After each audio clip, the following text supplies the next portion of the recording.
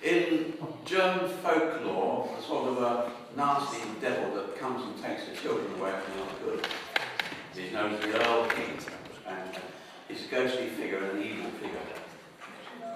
And the story of this is that a man and his child are riding through the night, and the Eelking appears. I'm out of breath there, coming up those stairs.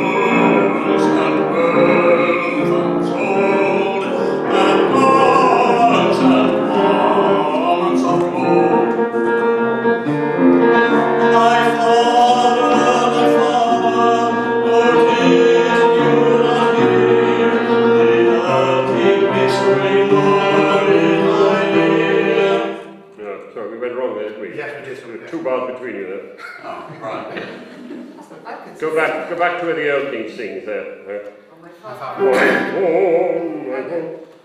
Oh, I'm sorry. What about my father, my father? Yeah, so that's right. Yeah, okay, right. Begin. My father, oh did you not hear the Eelking's whispering Lord in my ear?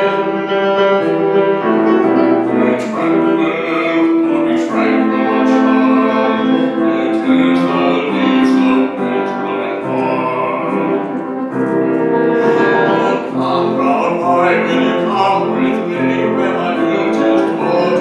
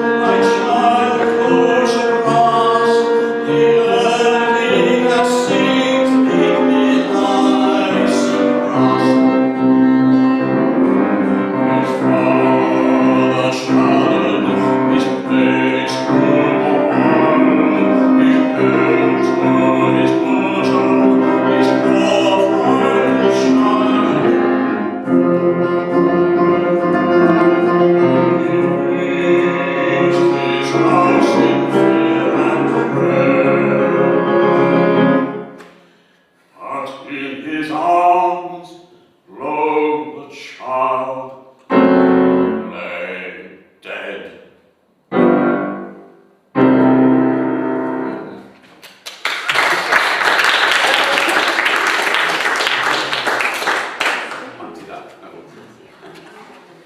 Do you know the version by Carl Loewe?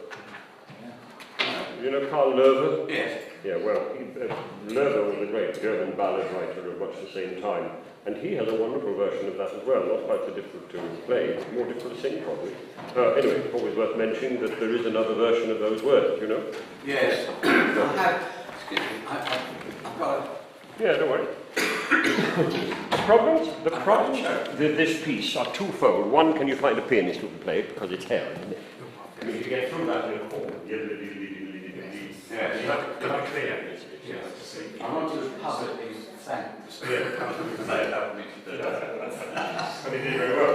And the second thing is then that you have to be quite sure that you don't cause him stress by not being in the right place at the right time. Yes, I realise. He can't fool about with you. I suddenly got this frog, and it put me on my frog. Okay. Okay, let's have 2 bars in here. You've got to have a drink of water. Yeah, go on. I'll sing it while you're around. Er reitet so spät in Nacht dahin.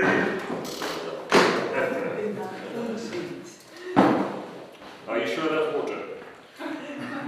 Well, there's a bit of gin in there. Mostly water. What they call Dutch courage. Very much, yeah. Just need a throat that's working.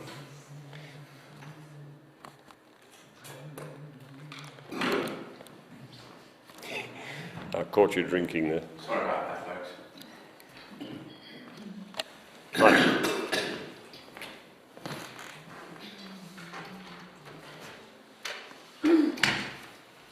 Better forget about that recording. Let's go from the 1, 2, 3, 4th line, second bar. Yeah.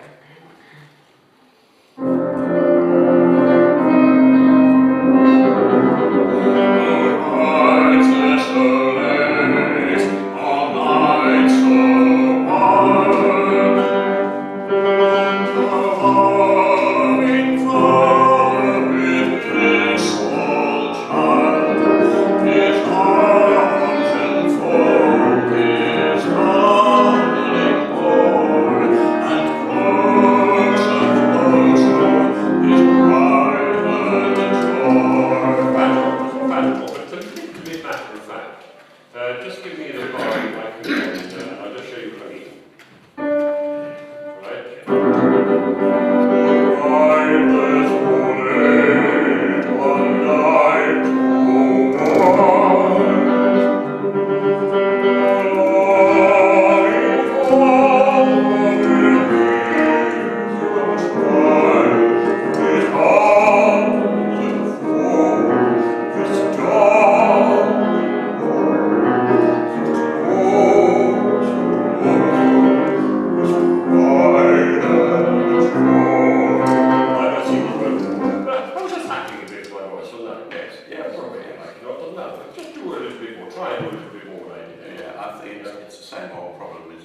I never really get on with reading something I'm saying. I always try to learn it and do it from memory, and I can act a lot better then. So, don't worry too much. Just try to do a little bit of what I'm doing there. Yes, okay. Listen. For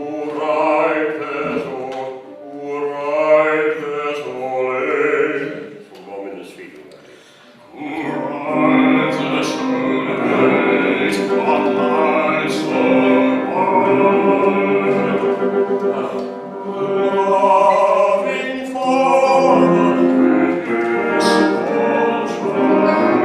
His arms and fold, his calling home.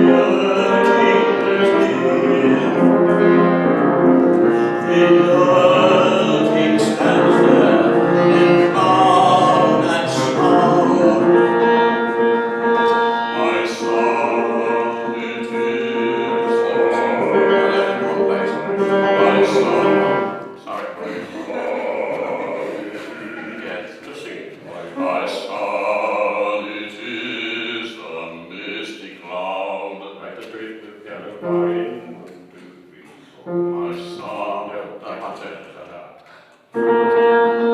my son, it is the mist of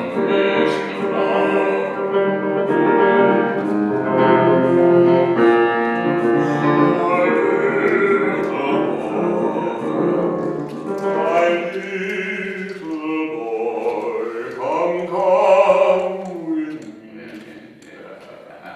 Right, yes, yes. My little boy, come with me, and many games I'll play with thee. I'll bring thee jewels and pearls untold, and gold and diamonds of gold. My father. Okay, that's okay. Let's go, my father, my father. Okay, that part. You just finished each one. Yeah. My father, oh, did you not hear the Eelking whispering low in my ear? It drank well, but it drank much while. It drank well, it drank much while. Yeah, I can't get too tranquil. Well, be tranquil, okay? Be tranquil. Okay, give us the note. Be tranquil. Be tranquil, is that right? 1, 2, 3. Be tranquil. Be tranquil, my child. It is the means of oh, come, boy, will you come with me where my beauteous daughter she waits for thee? With you she will join in the dance every night. She'll lullaby with sweet songs and give thee delight. She'll lullaby with sweet songs and give thee delight. My father. That's the notorious trick. Sorry, every time that goes wrong. Oh, An extra beat. There's an extra beat in Yeah, there. we'll get that one wrong, right? Oh, yeah, I'm not the only one. Top of the page. Yeah. If you delight, he the sweet, okay? 1, 2, 3, 4. My father. Sorry, beginning of the page. I'm sorry, my love. 1, 2, 3, 4. Give me delight, you know the sweet songs and give me delight. 1, 2, 3, 4. Oh, come. Yeah, there's another beat there, and then there's 3, so it's 4 beats. Well, 4, 1, 2, 3. 4, 1, 2, 3. Give me delight. 4, 1, 2, 1. Yeah. So what should we go? Giddy delight. 4, 1, 2, 3. Yes. Go from the beginning of that line. Give me delight, you know the sweet songs and give me delight. 4, 1, 2, 3.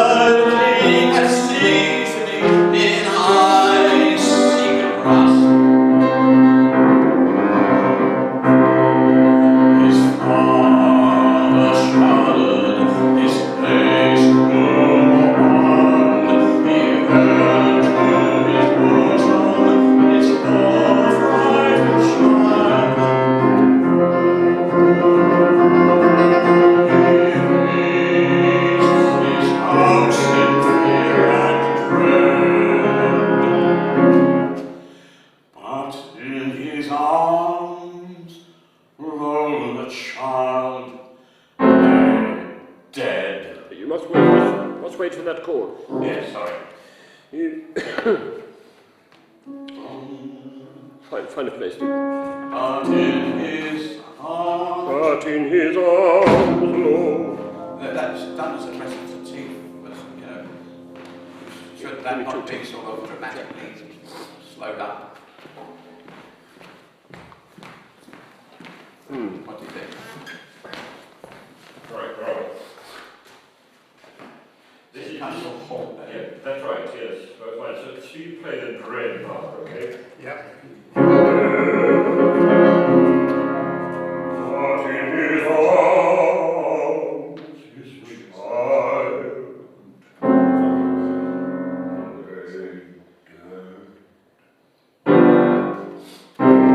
Okay, try that then.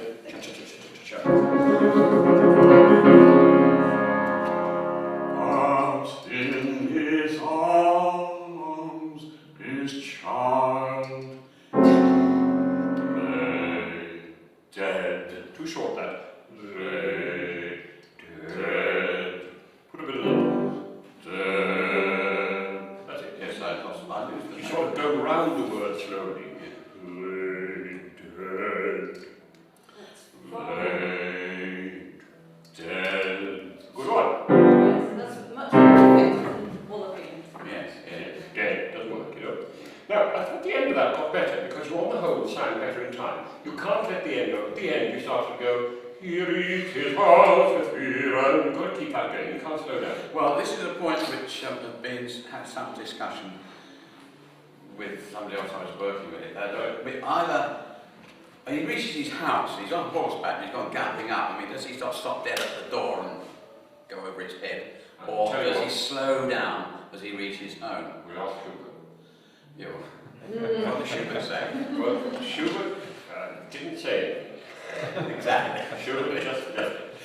I don't, well, let's see. What do you think is good taste? Fine. Okay, I'm going to sing the ending for you. His poor fright and child.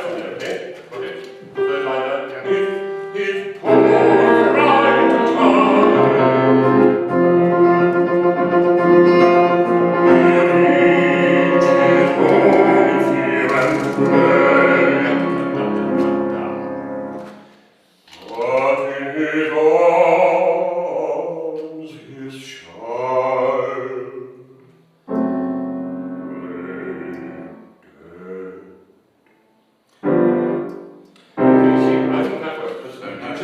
just do the writ at the end. Yeah. Do he reach his house again? And look where I'm making him do the writ. He reached his house in fear and dread. That's all you need. Right, okay. Look, if you do this, what? He reached his house in fear and dread.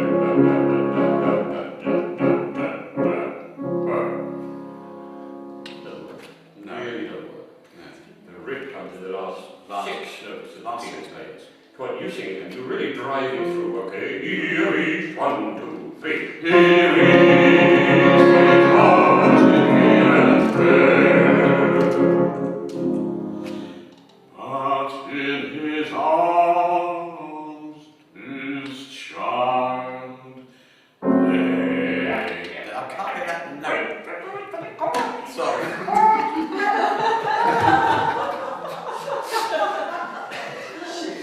But in his... Now get this time. But in his arms his child.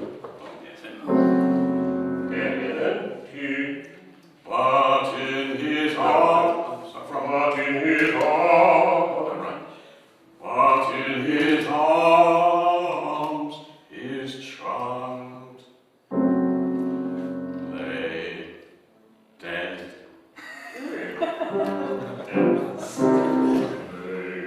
You can't fault me for enthusiasm, can you? I get ahead of it all the time. It's not the way you do it. Yes, with more brevity. I bet you you get right. But in his arms... But in his arms his child lay dead.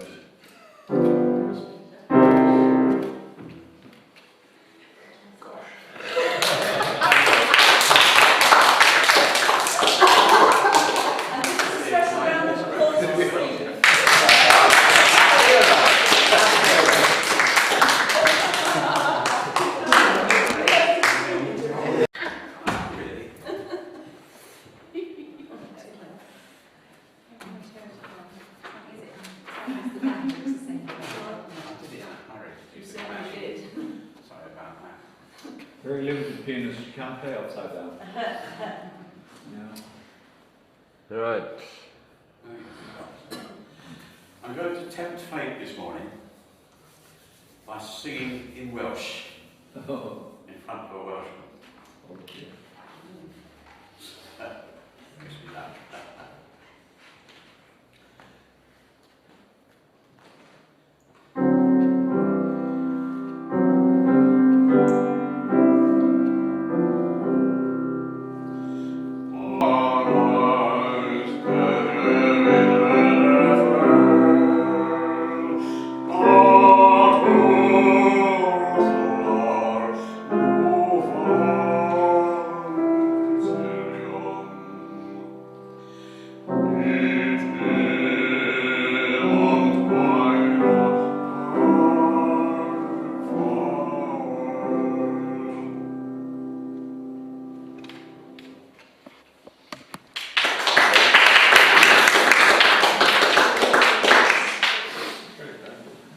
Now that, of course, is an old favourite of the Welsh male voice choirs.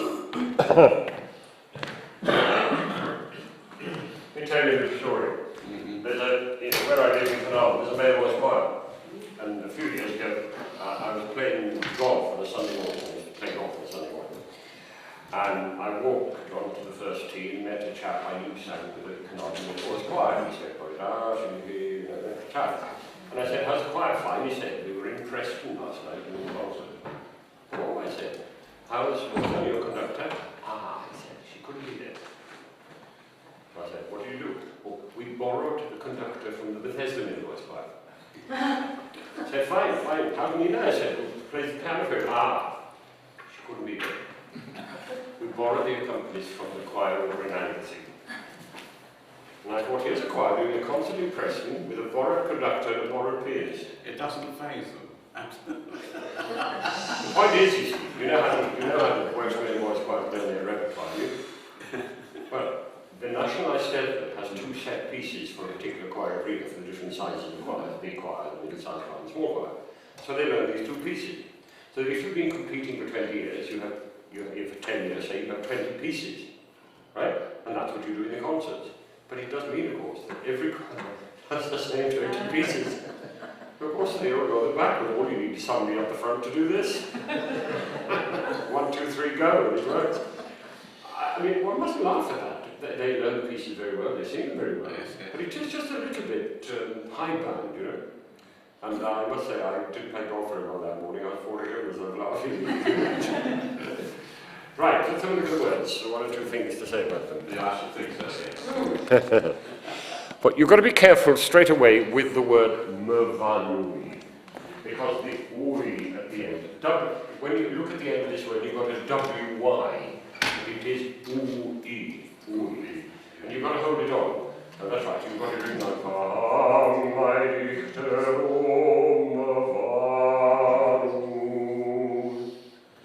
try that.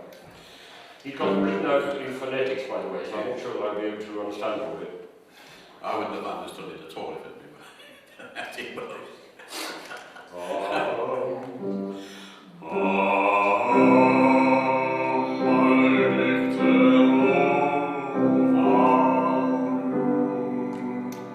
That's it, that's amazing. Yeah. You mustn't go, oi.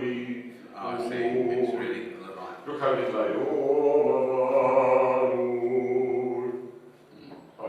Very different, very.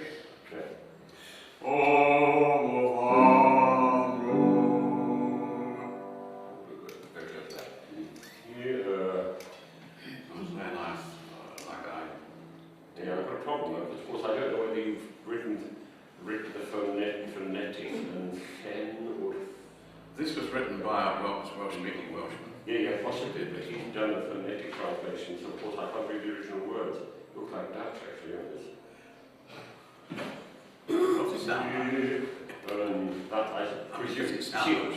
UN Yeah. to me is in, but I presume that it's a phonetic for Y, which is un. That's right. That's right. See, I've been working out. Gosh, I'm going to do 3 things with it tonight.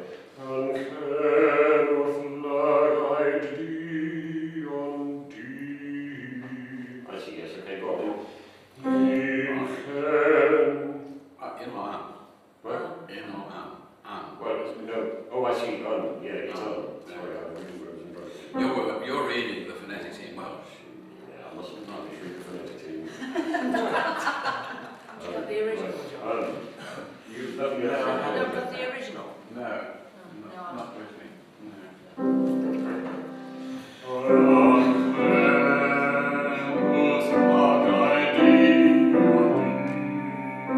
Yeah, fine. I can work out that time. Go on then.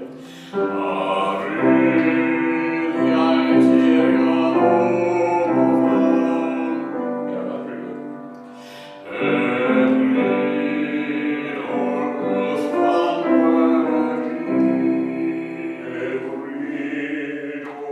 How did you tell you to pronounce that?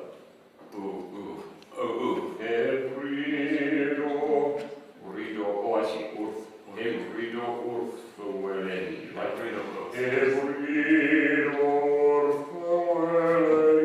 You know, the easy way is just to learn how to pronounce words. This is Why? difficult. Why? Because there's only one letter in Welsh that changes. Yes. Once you've learnt it, you only got 4 or 5 things to learn. For example, the letter U is E, the letter Y is a bit of a problem, but that's the only problem. W is U, yeah, TH is double D is much better in English where TH stands for and. Yeah? So when you see double D, you go when you see TH, you go. And once you've learned 2 or 3 things of that sort, it's actually completely phonetic in itself. So when you write a phonetic translation of phonetic language, it gets quite complicated. John, the W was the thing I was having trouble with. Whether to make it a long ooh, That's or a right. short Yes. one like this, uri. Where was that? Uri.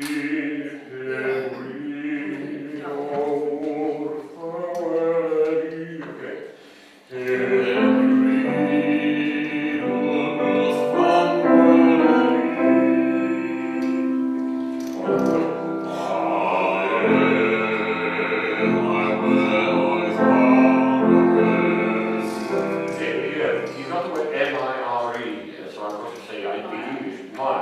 What is it? Yeah, correct. M-A-E apostrophe R. My. M-I-R-E English. My. That's okay.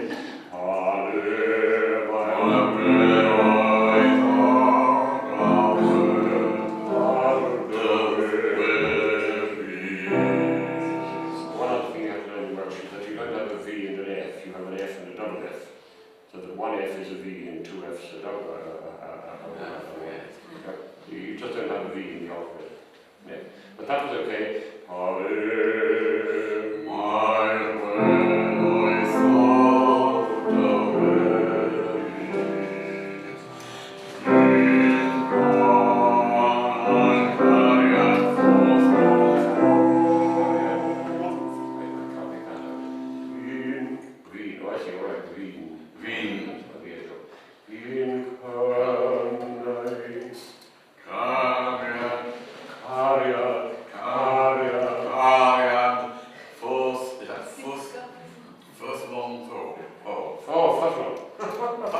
It's better when you say it badly, I get the right pronunciation, I can't read it. I certainly want the first one. That's a bit interesting,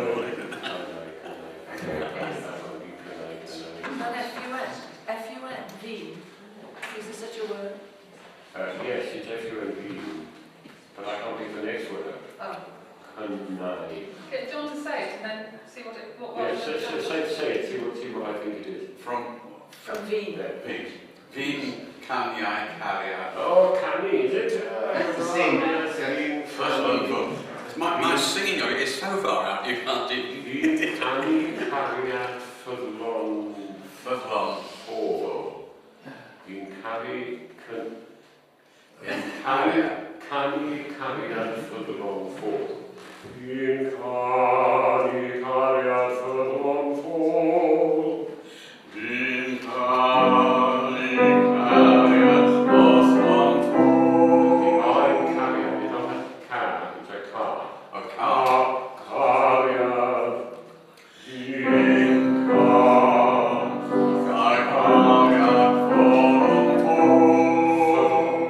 Fudlon. Oh, actually, yeah. It's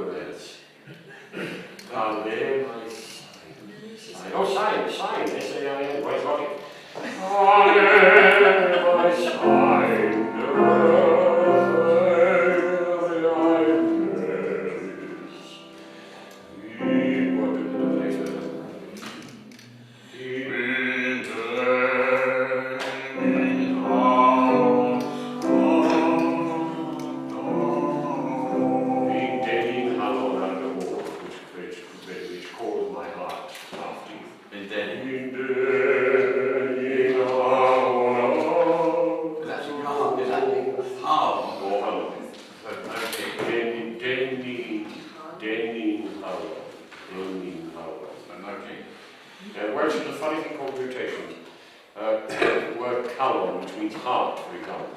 You don't say verkalon, which is very awkward feeling, isn't it? Verkalon, you say verhalon, which makes it so much easier to say and sing. Verkalon, verhalon. So you change the beginnings with it. That's what they call a nasal mutation. Verhalon. Okay. Right, let's go through that. Wait, Brilliant, yeah. right, do that last one.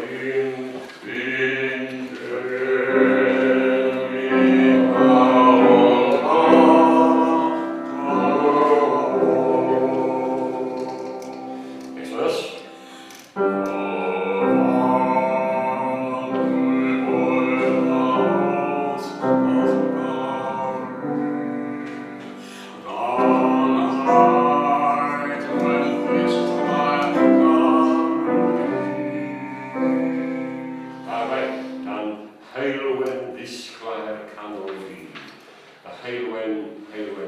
Sunshine, when this light, shining sunshine, of midday.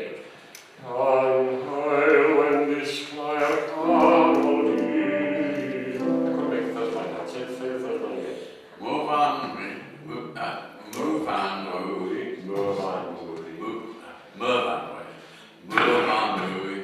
boys are both You're reading in Welsh. How do you go with that?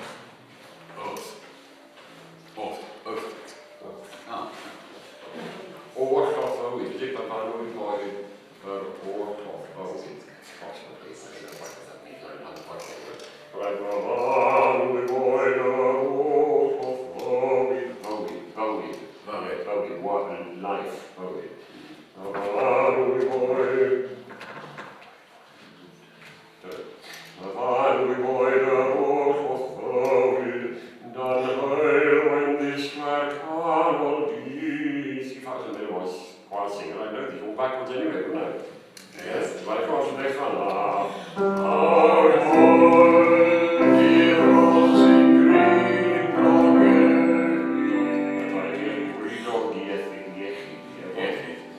in long shine gone,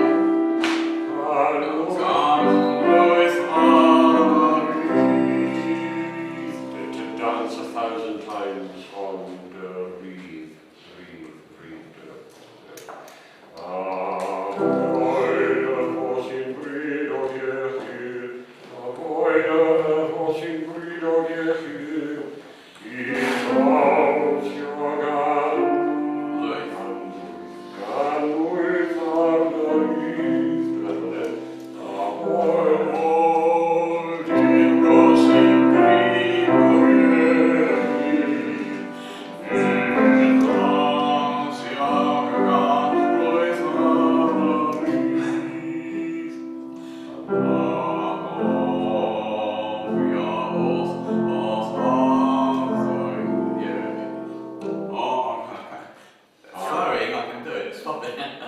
John, can I just say, you're reading the double L as though it was Welsh, but isn't it a phonetic double L English and you should say oh? Well, that double L is a Welsh or.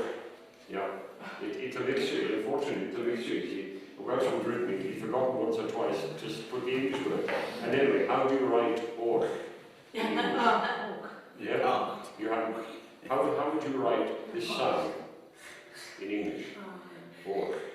It's not there, is it? Yeah? So anyway, this goes like this.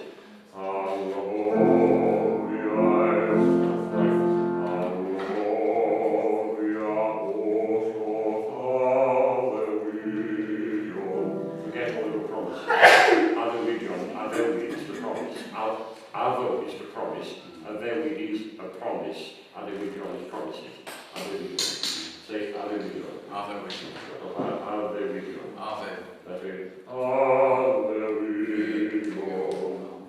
Sing Adewidion. So what we got here is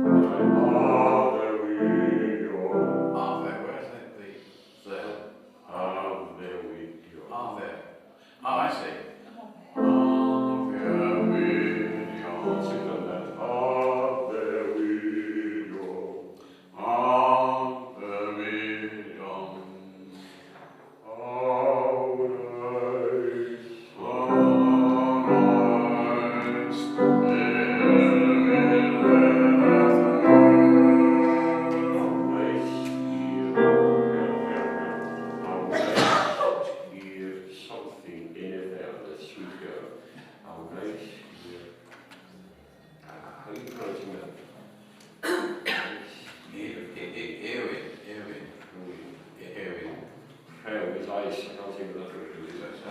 Ice,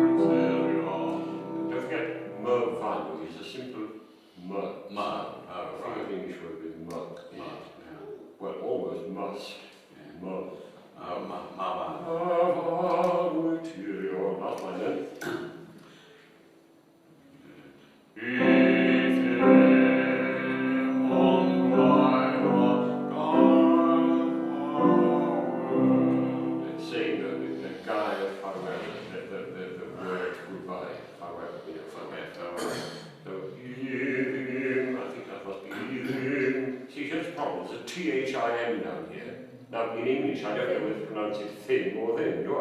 But in Welsh, it's easy, because if it's T-H, it's thin, and if it's double D, it's the. So I know straight away. In other words, Welsh is a sensible language. Well, English isn't, is it? No. I mean, English is completely nonsensical language, whilst Welsh is completely organised, with this one exception of why, which just calls hassle, I must admit. Well, it's going to, and it's going to cost me a lot of hassle, not here. That's coming, it's coming. We're singing in the Albert Hall next year with the London Welsh. What? And we've got a book this thick, 2 books this thick, of all the stuff we're going to sing, and half of it is in Welsh. And we've got to do the lot from memory. So I think I'm having problems with this. Well, this isn't difficult. This is very easy. Yeah. It's just items are translated from phonetics. Do you know that didn't occur to me? Yeah. It didn't occur to me that it didn't cross over. I I should should have have. That's right. It's easier for you to pronounce what you think it is, because I'm getting that more often than I take it off a copy. For me to use English transliterations to be it's very difficult. That's really lovely. Yes. Breathing, well, often, breathing on the way time from world.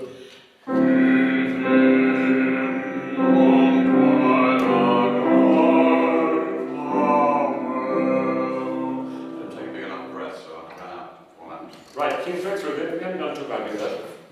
See how it goes. I'll tell you how the feel is.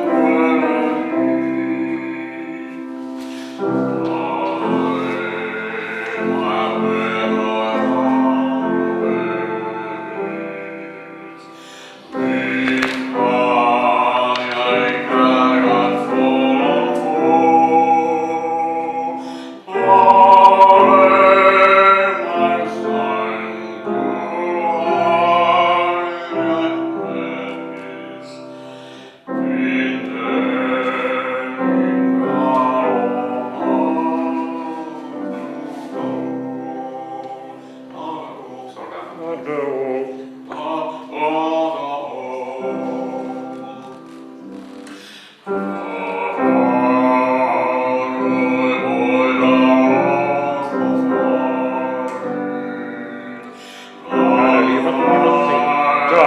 you mustn't sing we, it's oi. Mavanu. It's the big giveaway. Myfanwe is wrong. Mavanu. It'd be better to sing Mavanu. Do that, double O rather than forget. And all you do is twist the end. Mavanu. Oh, I see. Yeah. Not easy, that one, is it?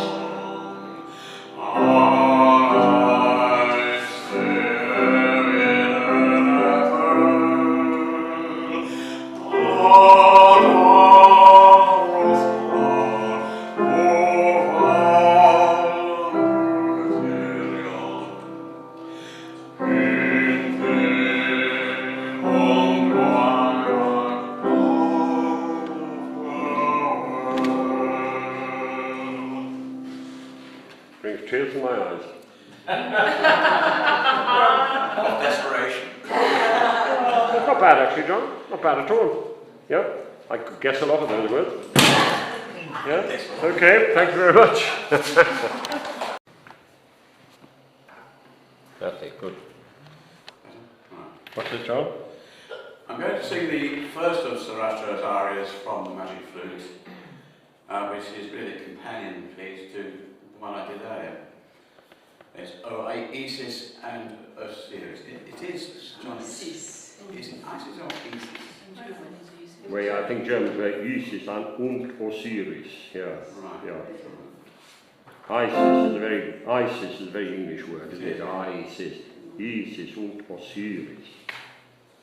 Thank you.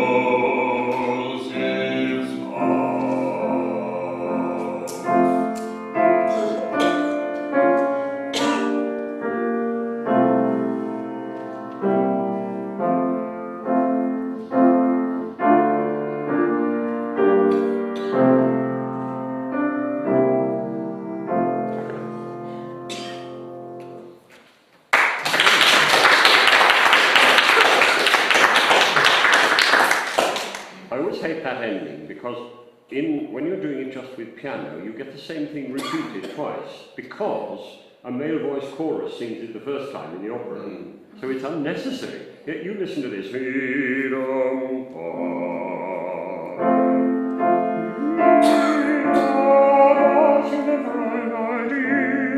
male voice chorus is singing now, aren't they? And then the orchestra finishes with the same thing again. So I think one is entirely justified in cutting out one of those two. I wasn't sure what to do. Yeah, that's right. So that's what one does. Because it's lovely when 4-part male voices sing it, but useless when the piano plays it twice. Now, can I just read you something? This is my copy of Magic Flute. The story of the Magic Flute, which is this opera, right? Die Zauberflöte in German, Zauber, has often been regarded as a childish jumble of absurdities, and yes, it is in some ways. It was planned as a spectacular fairy play with music for the popular theatre. But for some unknown reason, the whole plot was altered at an early stage, and the opera became an allegory of Freemasonry, which largely under English influences had spread all over Germany, where Mozart was, of course, during the 18th century, and was secretly disseminating ideals of English liberalism and humanitarianism. Right, now listen to this. These ideas, humanitarianism, fairly obvious, that's what life is about to a great extent, must be. These ideas met with the determined hostility of the absolute monarchies of the Roman Catholic Church. Absolute monarchies and of the Roman Catholic Church. All the more so since in France they had led to the revolution. Now, of course, the Church and the monarch, they didn't want liberalism, they didn't want humanitarianism. That cut away the whole ground of their success and their palaces and their money and all the rest of it. Yeah? Feudalism, if you like. And Mozart, of course, it says here, Mozart was a devoted Freemason, and so were many of the leading spirits of his time, such as Goethe and Haydn. Now, these days, a lot of things, funny things have been said about Freemasonry. I'm not Freemason, but funnily enough, they say, did you see my tie last night? I showed it to him. I went to the Royal Masonic School, and so have been slightly involved in what they do. The thing one has to say here is that the hostility to Freemasonry often comes from the fact they're a bit secret about something, and people don't like secrets. Fair enough. But I think the ideas behind what they were doing were absolutely marvellous. It's just that this conflicts with people who don't like people having nice ideas. They want to keep things the way they are. Yeah? You know, if you've got power, the last thing you want to do is talk about humanitarianism and free speech. So that's what all the struggles were. And this, in the Magic Flute, you find almost everything happens in threes. Why? Because in the first place, 3 is the symbol of Christianity. Yes, the Father, the Son, and the Holy Spirit, right? And it is also a great symbol of Freemasonry. So here we are, for example, with the overture. Look what happens in the overture.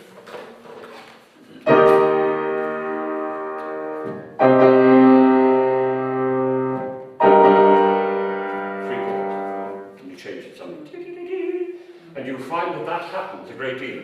How many ladies are there in this opera? 3. The 3 ladies.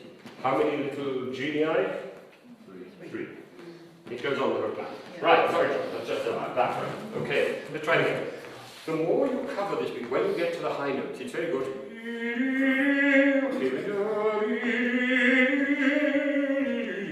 But when you start at the beginning, it's just a little bit in the C.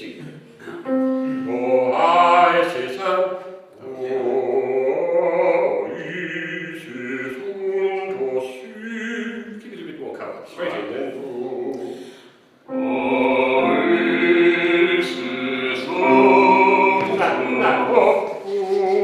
A little gentler.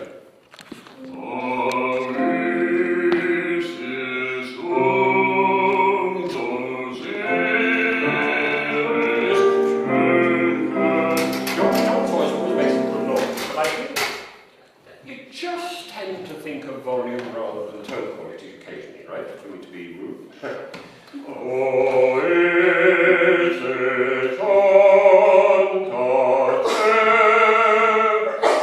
Quite got that focus, all right.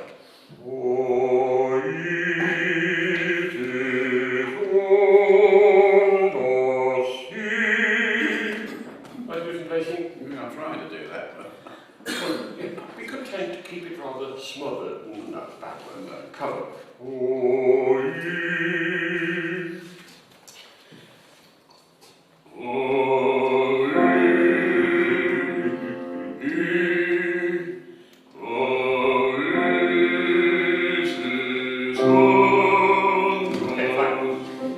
that's getting better. Let's sing it, let's regard it for the moment as being about mezzo piano.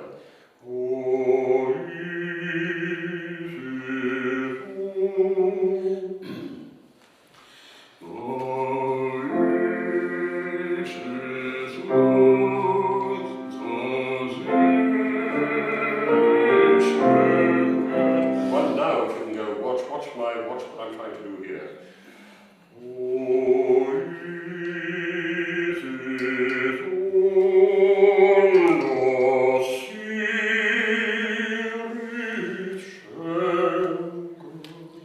Yes, I don't seem to have the puff this morning or something.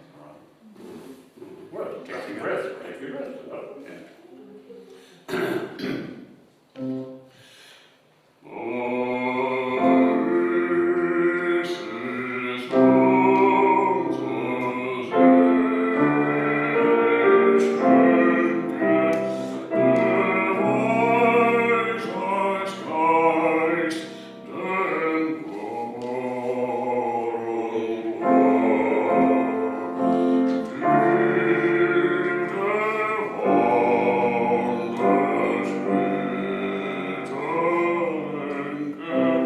Yeah. You know, you can see John actually can make quite a beautiful sound, can't he? He doesn't always. He always makes a good sound, big sound. But when you stroke, I've used the word stroke, I've used the word covered, I've used the word, I've used the expression, feel that the sound fills you and you're pushing it out. Be content to almost murmur this for a bit, John, and suddenly the sound improves. Feel drawing it in.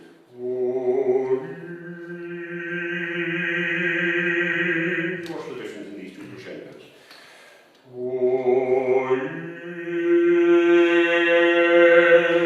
It's all that, isn't it? Yes. That's what you've got to can't do this.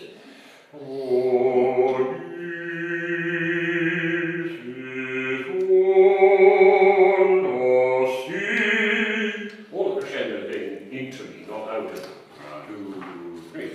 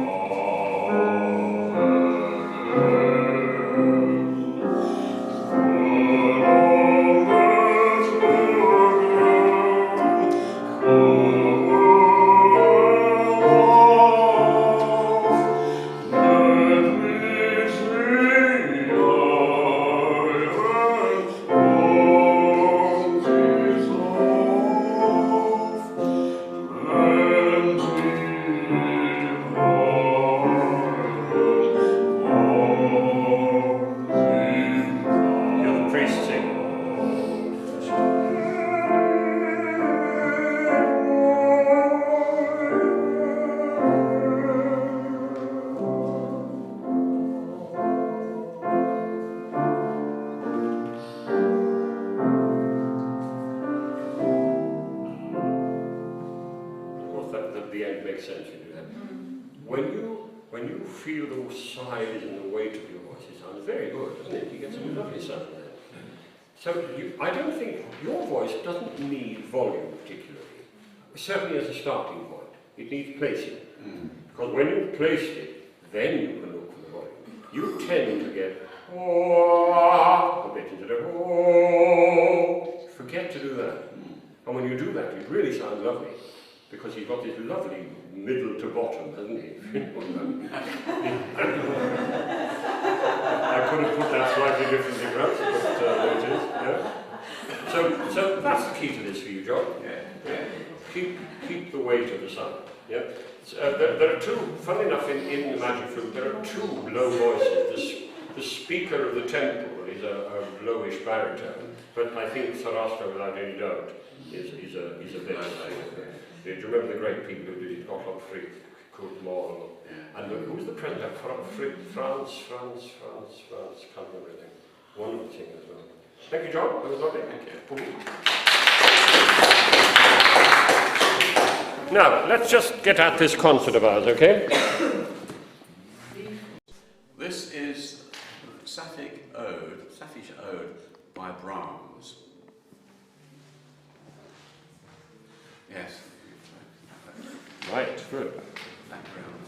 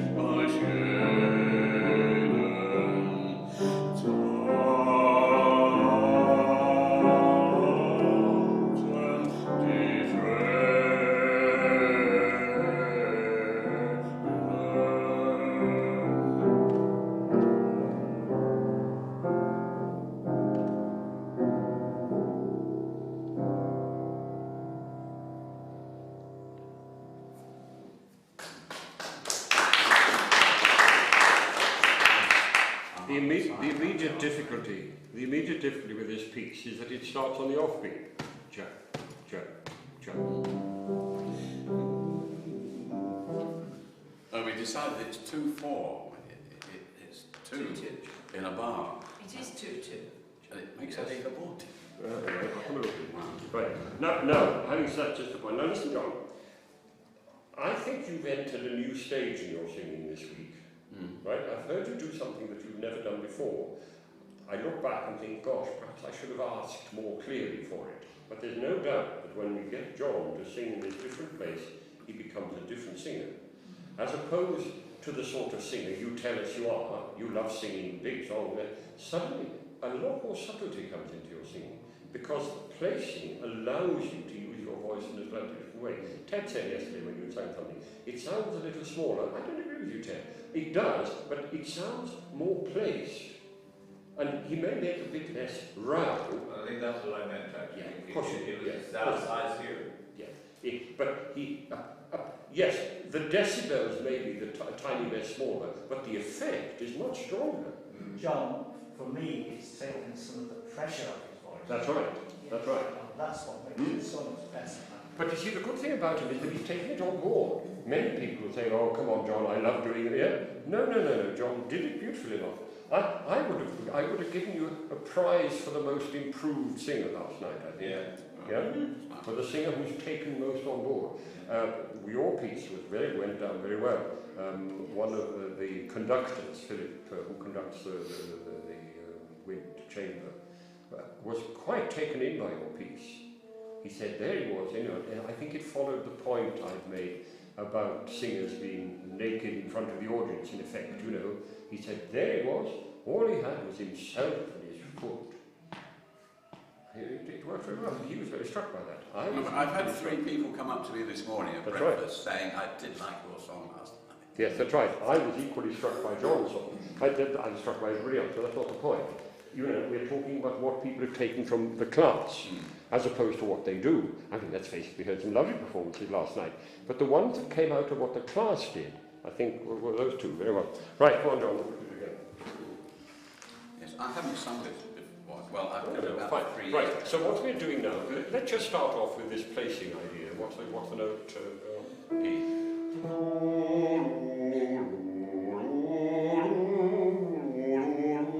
Just sing that very gently.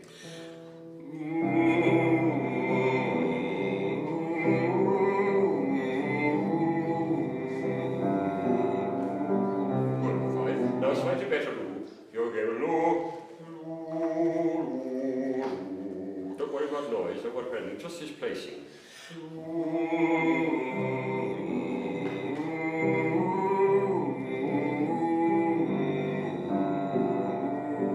Well, I'm just going for real perfection in what I want. Here's what I'm hearing at the moment. Low, low, low. Watch on. Low, low, low, low. You heard the difference, don't you? Yeah. I can hear it. Doing it clearly.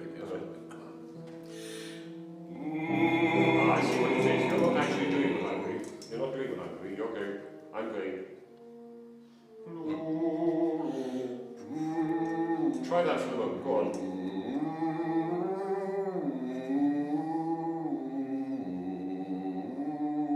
It wasn't quite what I did, but it wasn't what he did, so it's changed. And change is what I'm after at this moment, right? Now, let's try it again. Do you remember what I talked about getting this here? Watch. I got that small loop, but then I tried to make it a bit more space here. There's space here.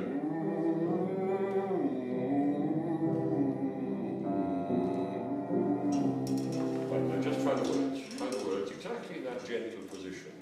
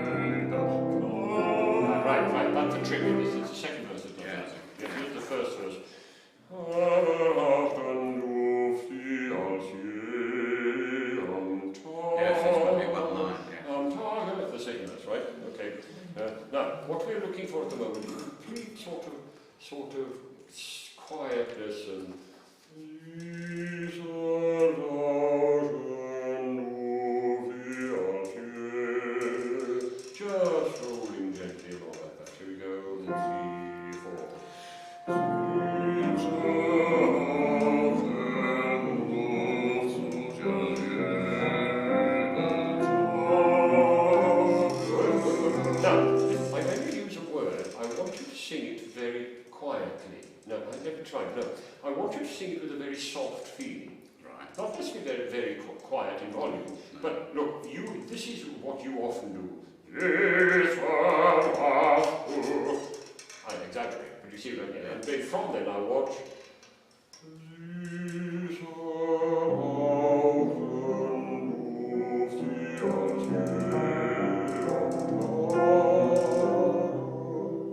As gently as without too much.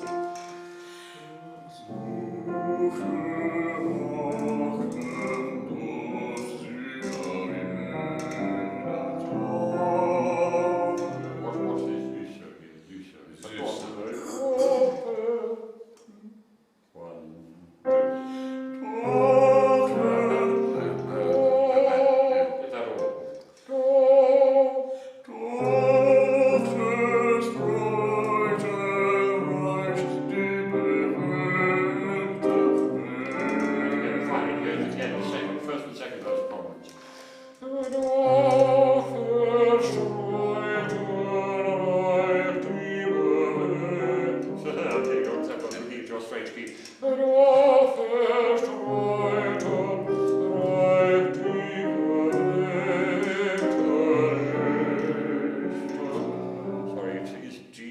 And sharps, yeah, I see what you've got there. Yeah. You've got a funny old key here, no whole lot. Sorry. 1, 2.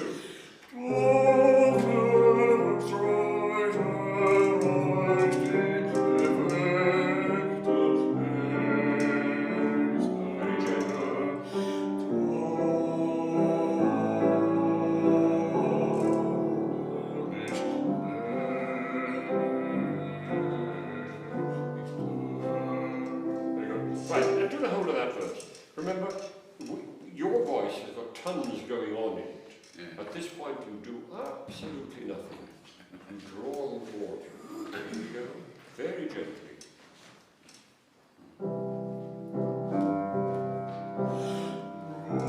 It's tricky that, isn't it? Yeah, I think what you've got to do is start counting 4 like this. Watch me count 4. Watch Beryl and my relationship here. Watch my face.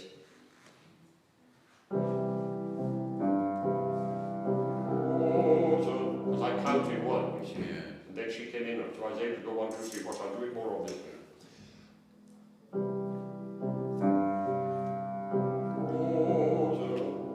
So all you need to do is count. Yeah, so you nod your head and you say 1 to yourself. Right.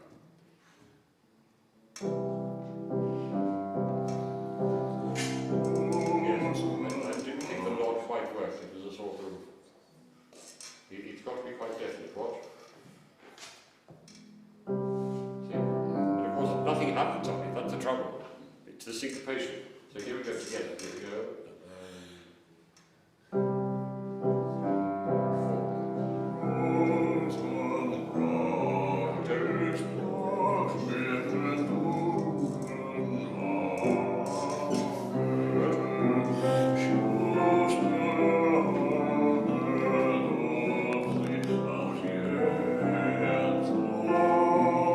That's it.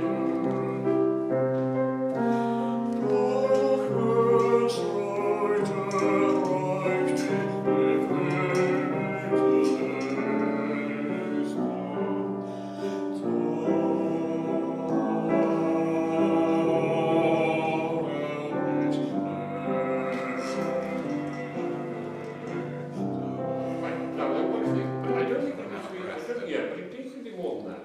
I think if you get this placing and make your voice ring, that's about right for it. Okay, now the second verse. Touch more than the second verse, probably. Let Beryl go on so that you hear what's happening.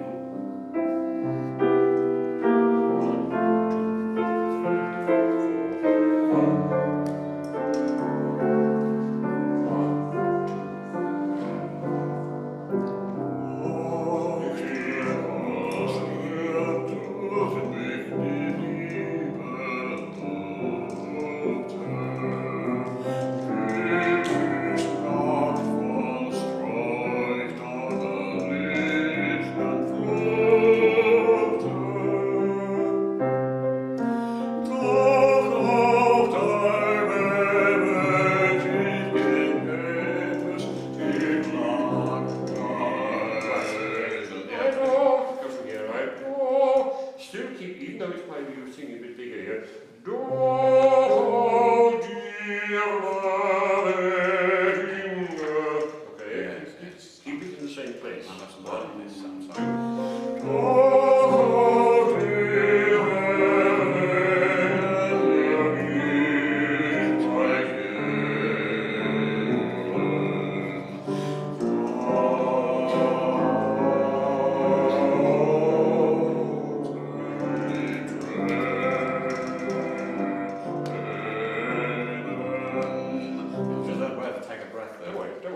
particularly worried about the star side. We're trying to get the feel of it more. We'll do that. But listen to this. What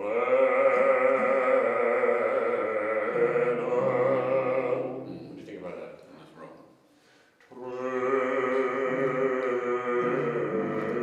That's because I had to take a breath and fell out. Well, you can hear it. Oh, yeah. Okay. Just sing that word.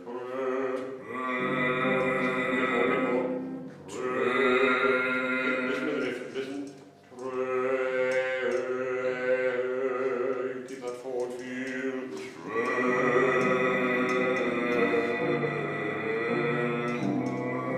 Now that position is right. Now don't put quite so much pressure on it. Here you've got.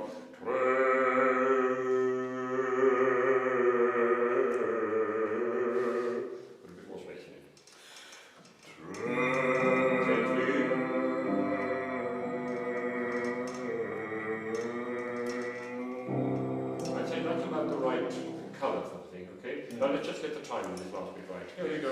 Oh, dear beloved. Yes, I haven't really got the notes. Right, well, I'll sing it. Okay, here we go. 1, 2. Oh, dear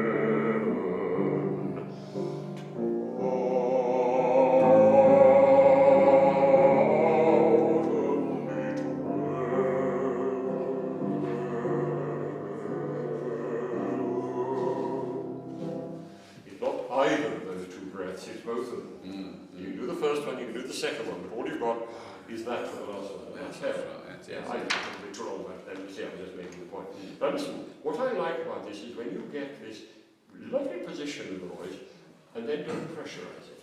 Well, we're doing that last bit again.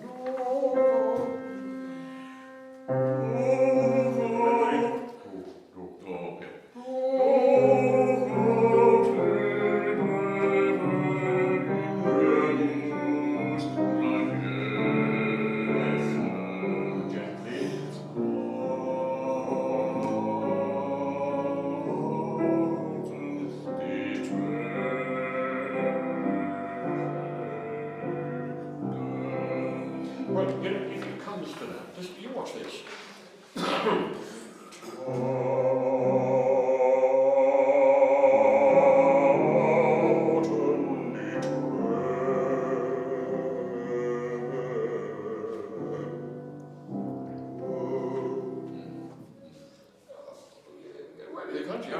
You know, the look on your face, you wouldn't, and they think it's the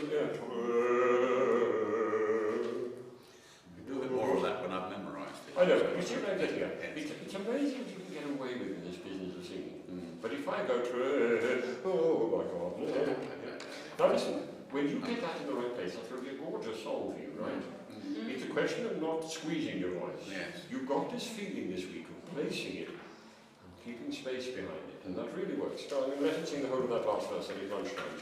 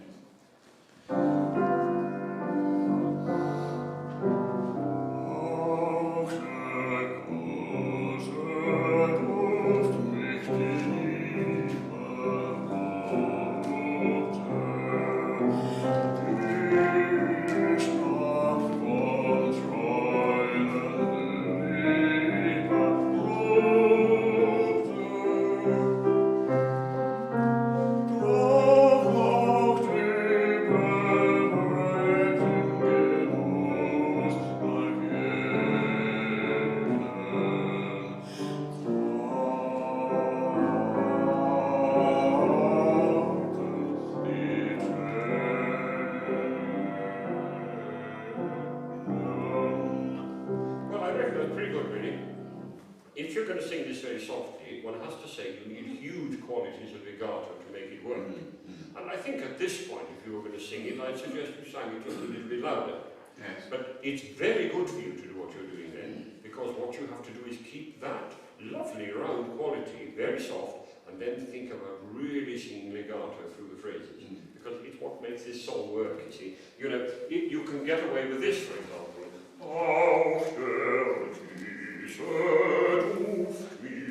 But if you're going to do this, you're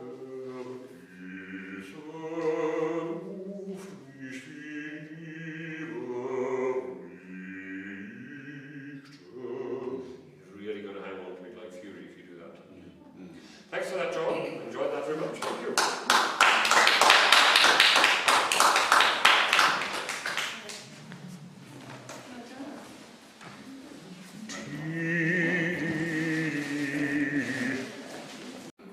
Bingo. This is a song by Peter Warlock called Captain Strattons Fancy. It sounds as though he's sort of a drunkard, actually. But it's a tongue twister, so I'm asking for trouble, but I'll do my best.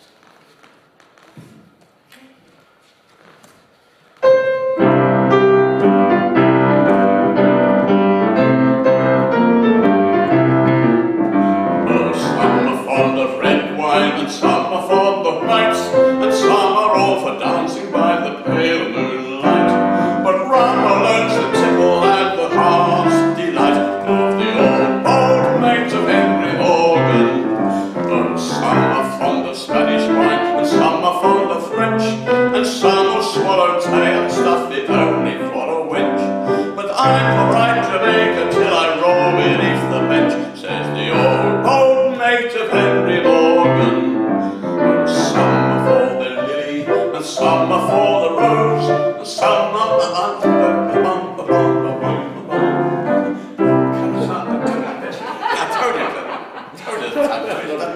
Do they start the bottom there? Some are for the lily. Yes, okay? that's right.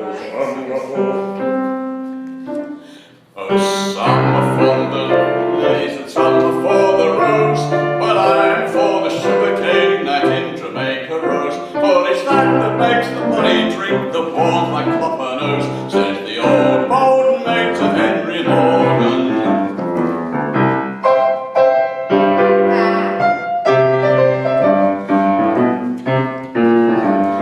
Oh, some are fond of fiddles and a song well sung, and some are all for music for to lilt upon the tongue. But none were made for tankards and for sucking at the bung, says the old mate of Henry Morgan.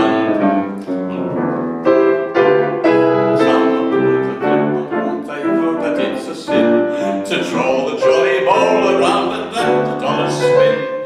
But I'm for toleration and for drinking at the inn, says the old mate of Henry Morgan.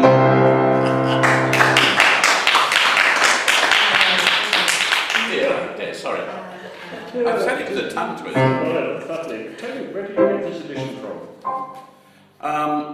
It's from the little red book of songs by Warlock. Oh, right, is it? Yes. I've got Mr. Belloc's Fancy as well. That's right, yes. It doesn't look like the edition I know. That's what I just no, wondered where it it's- came from, you know. Yeah. This is- Right, lots of little things. I'm sure you know.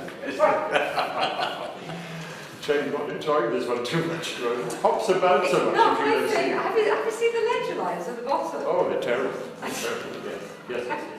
Yes, if you've not seen this before, it's hell to play. Yeah. Yeah, especially in this key. Right, now, what we want to get here, John, is a little bit of what you're very good at, a bit more sort of the bullions. Oh, some are fond of red wine and some are fond of white. Oh, some are fond of red wine and some... It's a bit phlegmatic. But it's a point about the speed. What sort of speed should it go? You've seen it before. I think I wasn't worried about the speed, but I don't think the speed is that crucial. For example, you could go, oh, some are fond of red wine and some are fond of white, and some are all for dancing in the pale moonlight. Oh, I am Yeah. to go fast at all. No, I mean, if you want to make a patter song out of it, oh, some are fond of red wine, and some are fond of wine, and some are all for dancing in the pale moonlight. Yeah, you can sing it like that if you want to. Let's sing it on the garden. I don't see much point there, because No. when you take a bit of time, give your voice a chance to ring, and that's when you're at your best, you know, because he's got this good, you know, feel in the middle of his voice. So sing it quite slowly. Let's try it. 1, 2, 3, 4. Some are fond of red wine, and some are fond of light, and some are all for dancing in the pale night light. But from amongst the tipple and the heart's delight of the old mate of Henry Morgan. Now, if that's on the slow side, at this point it suits you very nicely. You sang that much better then at that tempo than trying to push it. Right, let's try the next one. See if we get the word right in the next one. Some are fond of Spanish wine, and some are fond of French, and some will swallow a day and stuff it only for a wench. But I'm for some will swallow tea and stuff it only for a wench. And you look at the girl and you say, wench. Right, we go again. Some are fond of Spanish wine, and some are fond of French, and some will swallow tea and stuff it only for a wench. But I'm for right Jamaica and for till I roll beneath the bench, said the old maid of Henry Morgan. I think that. Listen, did you notice at that point, for example, that this would work very well? And some will swallow tea and stuff it only for a wench, but I'm for right Jamaica. If you take a bit of time there, just move on again at this point. So let's do but I'm for right Jamaica. But I'm for right Jamaica. No, I won't try and take a breath there. But I'm for right Jamaica till I roll beneath the bench. Keep that going. But I'm for right Jamaica till I roll beneath the bench. I'm going to together this with the pen on it. Okay, I'll count for 1, 2, 3, 4. But I'm for right Jamaica till I roll beneath the bench. And the old mate of Henry Morgan. Some are for the lily, and some are for the rose, and some are for... and then, yeah, that's right. Now, this is what I can say. Oh, some are for the lily, and some are for the rose, but I am for the sugar cane that in Jamaica grows. To change those two feelings there, right? Oh, some are for the lily, and some are for the rose, but I am for the sugar cane that in Jamaica grows. For it's that makes the bonny drink that pulls my copper nose. It's the old mate of Henry Morgan. Fine, do that verse again, okay? You can start this quite softly. Oh, some are for the lily. Oh, some are for the lily. That's the next one here. Some are for the lily. Some are for the lily, and some are for the rose. Don't do a bit less here. There's a lot to do in this song, so why don't you take the opportunity? Oh, some are for the lily, and some are for the rose, but I'm... I'll change it. This next line. But I am for the sugar cane that in Jamaica grows, for it's that makes the... kind of big crescendo through this verse. Very gently. I'm going to say, the reason I sang it the way I did from the start off is I've only ever heard it sung by Ben Luxon. Oh, yes, he's got a good And he just goes through it like a machine gun. Right, there are, why not? I mean, if you want to do it that way, you can. No, you're always better. I wouldn't say yes or no. I was just thinking, you know, there's no such thing as one way to do anything. There are traditional ways to do things, and there are many times when you do things because that's the way everybody sings it. But you listen. Oh, some are fond of red wine, and some are fond of white, and some are all for dancing in the pale moonlight. But rum are all the tipple and the heart's delight of the old mate of Henry Morgan. Great. Oh, some are fond of red wine, and and some are fond of wine, and some are old for dancing in the pale moonlight. But rum alone is the tipple and the heart's delight, for the old bold mate of Henry Morgan. Used to say one right and one wrong. No, They're quite different, aren't they? They are, yes. Yeah. I wouldn't worry about it. I do it the way you want. Ben Lutton was a fantastic singer in his day. Poor chap went off rather early. He had lots of problems, you know, one way or another. But he was fantastic in the years shortly after he left the Guildhall. But you can imagine Peter Dawson singing this, for example. Oh, yes. I don't know whether he ever did or not. No, I don't think he did. No, but it's the sort of thing he would have done so marvellously.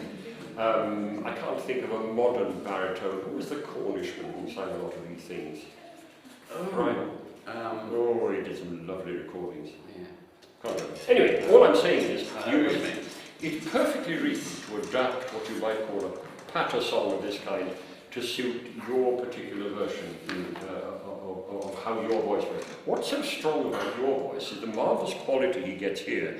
Oh, some are fond of red wine. John makes that sound lovely down there, so take time about those low notes. Just go back to the beginning again and make this roll at the beginning, this big quality you can get there. Oh, some are fond of red wine, and some are fond of white, and some are all for dancing in the pale moonlight. But rum's alone's the tipple, that's the heart's delight of the old mate of Henry Morgan. You say that, it's a perfect sound of this song, isn't it? It's a beautiful feel for this sort of song. I have to act this sort of song more. You don't have to act it, you just let your voice roll in it, you know. It works very well. Let's go on now, we've gone there. Let's go back to that. Oh, summer for the lily. I don't sing so much here, whisper a bit. No. Oh, summer for the lily, and summer for the rose, and I for the sugarcane that in Jamaica grows. For it's that makes the bonny drink, that warms my copper nose, says the old mate of Henry Morgan.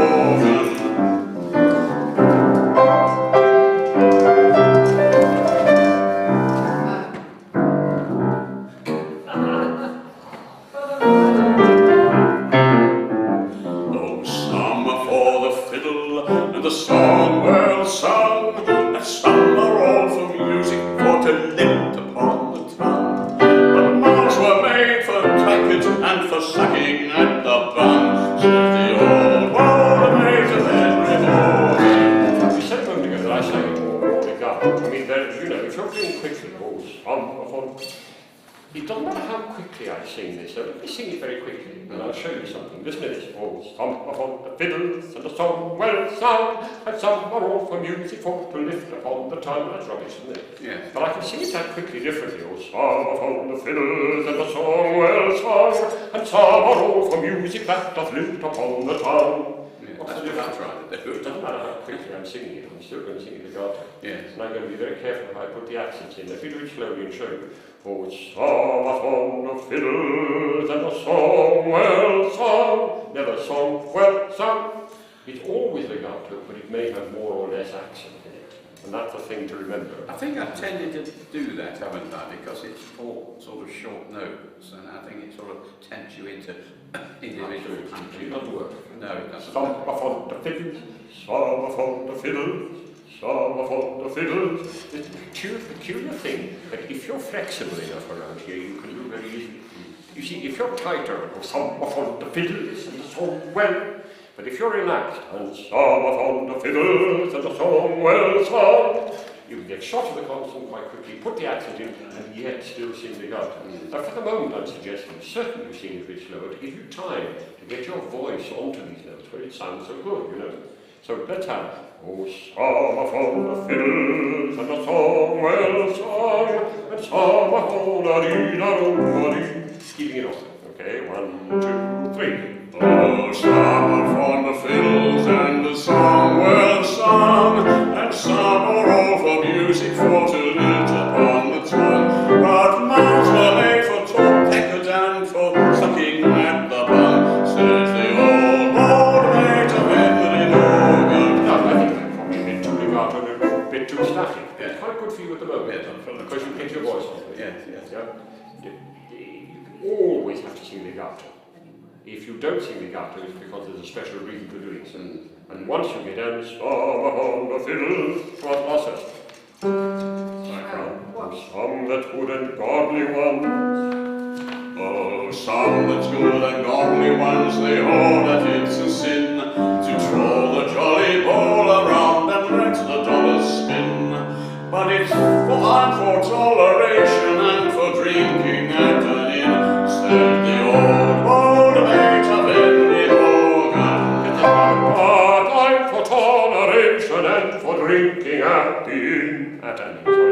I'm for toleration and for drinking at an inn. But I'm for toleration and for drinking at an inn. That's it, good now. For I'm for toleration and for drinking at an inn. For I'm for toleration and for drinking at an inn, says the old road mate of Henry Morgan. That sounded good. Lovely then, wasn't it? You know, you swept through it. Very good, yeah. Obviously, you don't know the song that well yet. I've seen it for the first time now. Are you thinking of taking it up for your... Yes, I'll do this in some... But John gets a lot of chance to sing solos with his choir, don't you? Yes, yes. This would be great for you. It would be, yeah. It just sounds lovely, and you need to redden your nose a bit for Yeah. it. You know? Yeah. And a tank in the hand. Tank in the hand. That suits me down to the ground. But as a piece for you, with your voice, your Yes. bass baritone voice, you know, it's just right. Yes. And I'm sure you could sing this very well. Yes. But remember the points I'm making. Basically sing it legato. Yes? Yes. From there, try it a little faster if you want to do that. And however hard the accent's in, there is still length about the notes. You don't come off anything. Some are for the lily, and some are for the lily, and some are for the rose. That's quite a different action. I think a tendency, certainly that I have, and possibly others do, is that if I don't know a piece very well, and this is really the first time I've studied it, then you tend to be more punchy because you're trying to get to the words that you don't really know. That's right. Yes. So things that I've learned thoroughly and would say, normally when I do my solos, I always sing them from memory. I never read it. Yes. Because you can't interpret it, things, you know. Especially in the circumstances you find yourself in. Yeah. No, look, this song will be great for you. You can decide on your tempo when you get to know it. You might try it faster, you might try it slower, but take time as you learn it to sing it quite slowly and feel you get on to each note, make each note ring, because it's this sort of big, quite round, full, ringing quality that makes your voice sound good. And when you sing confidently for this sort of piece, it just suits you perfectly. Yeah? So this is it's Warlock again, isn't it? That's Warlock, yes. Yes. Warlock often used to do this, as we were saying. That what he does is the notes of each verse are exactly the same. But what he does is put hugely difficult accompaniments in. He throws in these but you need to be a better pianist than you do a singer sing a song like this. Yes. Yeah? You know, don't pick poor people off the street to play for you. But actually, it's easier. The more you leave out, the easier it becomes. You know, just sketching a few things here and there. It's not difficult once, but it looks so awkward on paper with these Well, particularly in this key, it does. Yes, that's right. But once if you decide just so I'll put in the arm now and again, it's all right. By tomorrow you'd have no difficulty with it, would you? No. It's actually published a third higher than this. Is it? Yes, I haven't seen it in that key. No, well, this is with by permission of Zebedius. Yes, exactly. Right, so what do we say?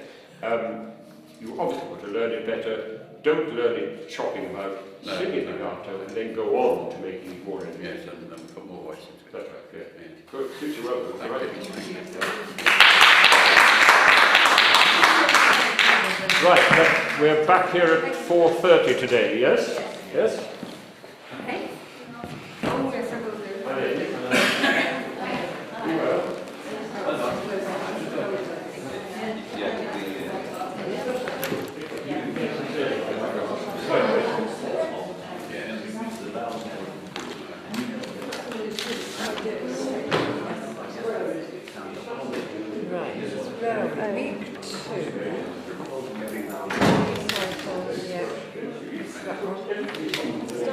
Yes, it started 10 minutes ago, but I might go down.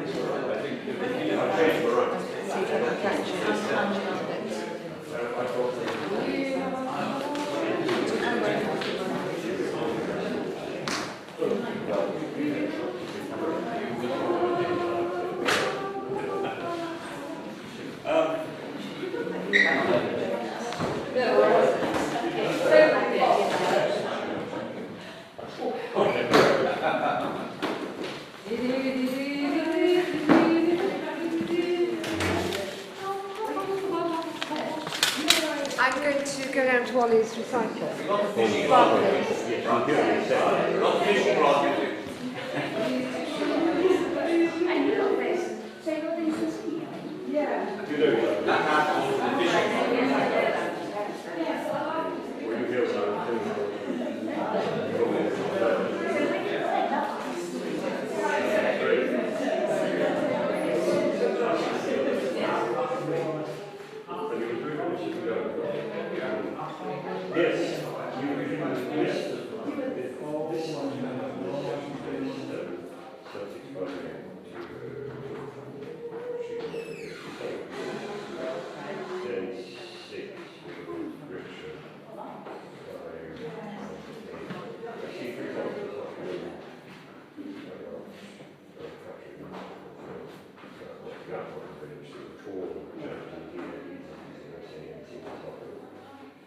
And I might well have my company singing something as well. Anyway, I'm going to talk about it.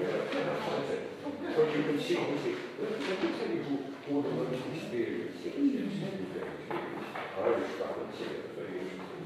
Martin sings brilliant. You heard Jacob is likely to be very good. And Bear, if you catch her, she's coming in slightly down the front. Who's the girl that you have? Chris. Chris, no. Chris in the one Chris on the dog. Yes, yes, yes. She's very promising. And although she was, you know, she takes on more very well. What I've done is to leave out, I want to see out each session before I put in each session here. You're with her.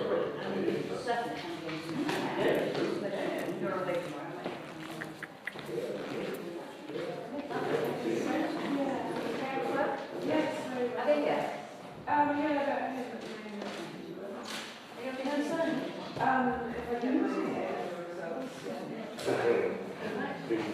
And then they do I'm going to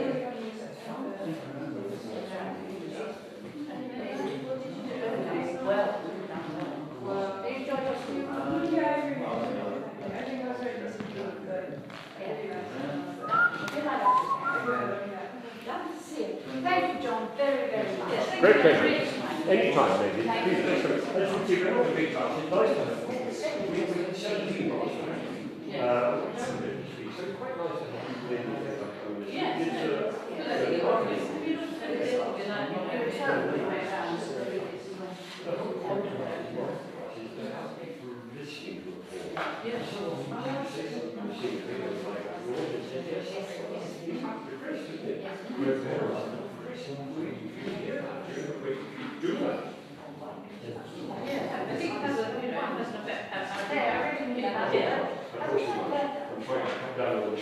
When I was young, I was trying to turn up, because then I could have done it forward school for same because I haven't been same.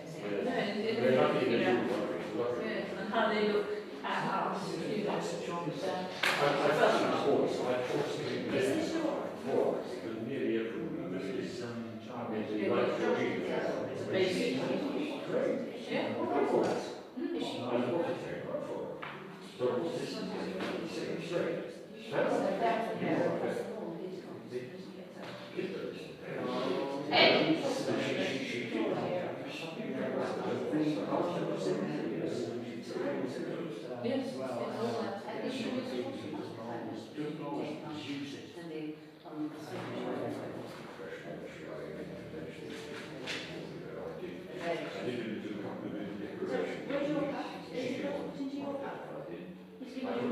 No, that's his.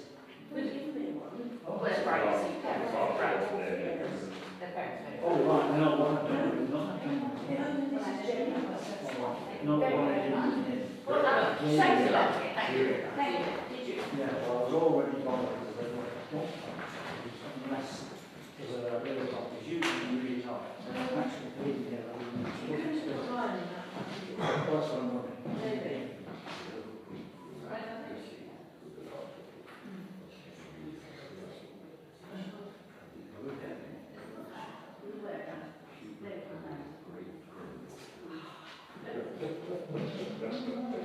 Yeah, it's not just like any other night. This is the sort of piece I was talking about. It's a trio. Beautiful trio. Right. There's a bassoon, there's a cello. Isn't that lovely? And it's alto, tenor and bass. It's wonderful. I wonder if we could do that. Even somehow, you know, to have a bassoon with you with the thread to bring the bassoon up to do it. Yes. And we've got a cello, which was James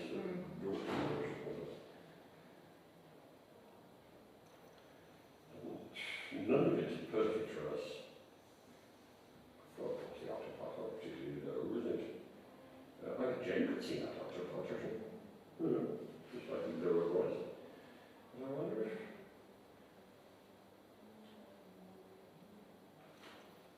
Gosh, looking at that tenor line, it's in the alto range, isn't it?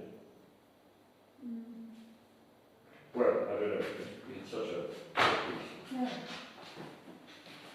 Right. Well, I'll ask John about that I part think to it's the only see if it's explanation. got in there. It's possible. Well, Right, because she's reckon she's given me a piece of music. I I'm reckon trying to I put did, it in. I No, did. do it exactly That's right, right. we just think it's on my desk. when I gave Tom a photocopy of something, Yeah. and we lost it. What is it? When I gave my dear score, Yeah. It's one of these laymen. well, Well, yeah, it well, hasn't. we We've think searched everywhere. we think now that I might have put it into the pack. John was confused for each of us. And gave his back and said, look, take it back, otherwise you're going to see it again. It's the accompanist, so I think it's with all his songs. Yeah. what, John? John Smith, with all his songs. Yeah. But Tom gave it back, he didn't want it, he didn't want it. Right. Okay, right, let's try. It's different slightly. Well, certainly I don't have to look at Right.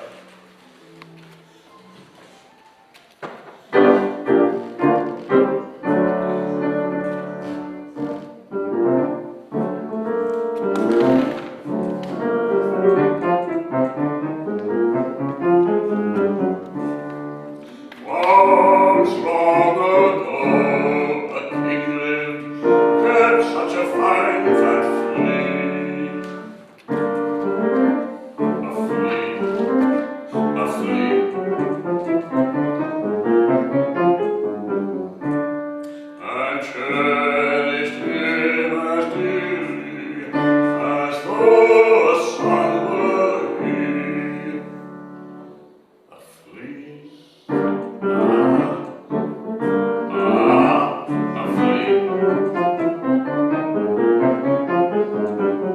He sent for his own tailor, who came to court in haste. Now cut my flea out harmless, and clothe him in good taste, in very good taste.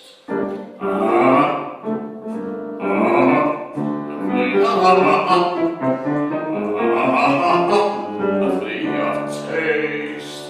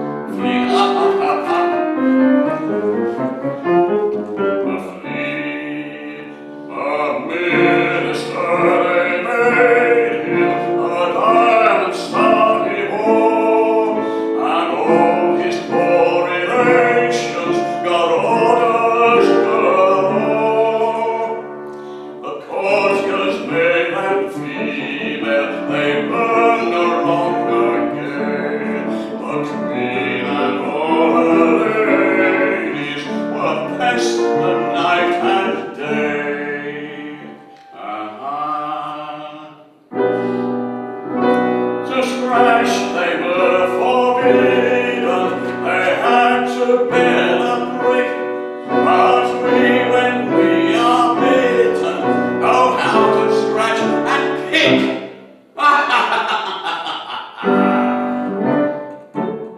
Such a flea.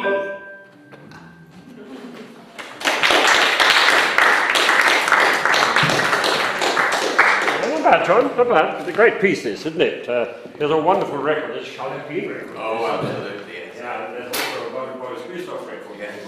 I think every bass is always fun. That's right, yeah. It's not really about notes, is it? Who's Osiris, isn't it? Yeah. No, it's So, always, was all here arranged across the clock, right? yeah, it's almost in Esperanto. Yeah, so in the end, you see, for example, at the beginning here, he has to sing, obviously, the one song, one song ago, a king lived, who had such a fine flea. Then the next bit. A flea. A flea. And those notes are quite immaterial, they're really, aren't they? It's quite nice to sing, but that was the point. No. The point of a flea. A flea. Yeah. So that's where you've got to get a little bit more dramatic. Oh, now sing it to begin with. Once long ago, 3, 4. Once long ago, a king lived, who had such a fine fat flea. A flea. A flea. Wait more there, you need a bit more there. Such a fine fat flea.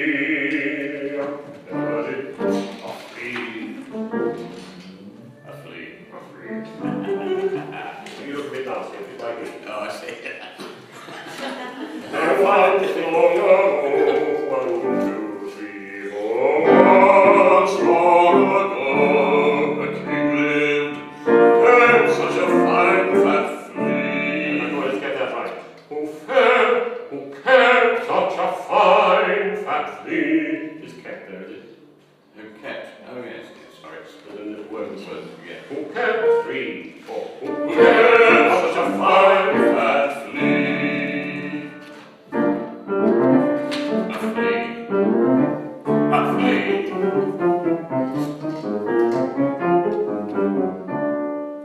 And cherished him as dearly. That's an old cock, is it? And cherished him as dearly.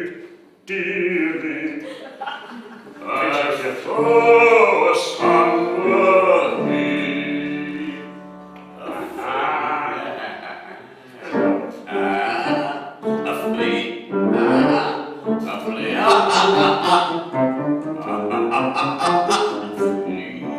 Can you do this bit here?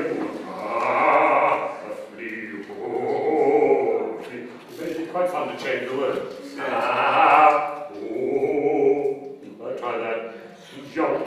A flea. Oh, a flea.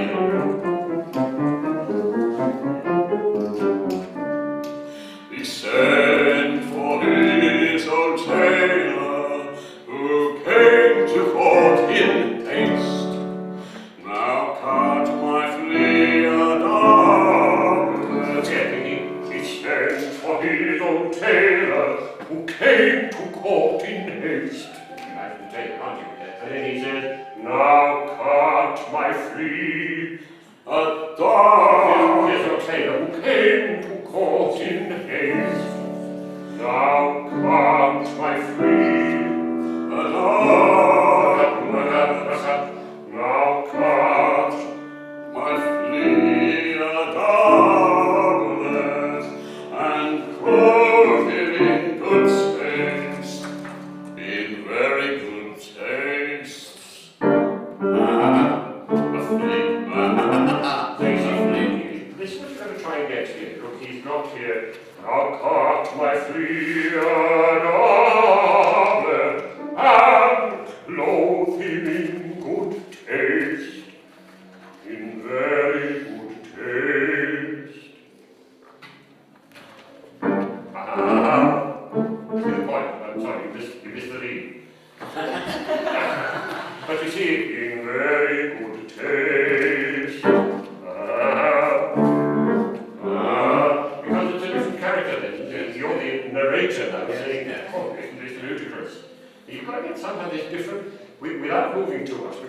on the stage, you have to get the difference between the tailor and the king who says, "Father," and then the narrator who says, and it's all different. Yes, I'm trying to do without the music.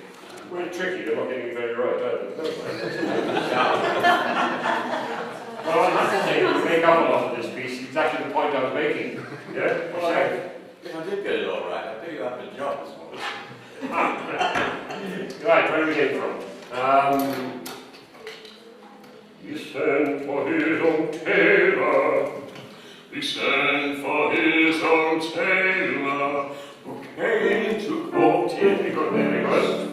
Now cut my flea a doublet, and there's a major chord there. And clothe him in good taste, in very good taste. A flea, a flea, a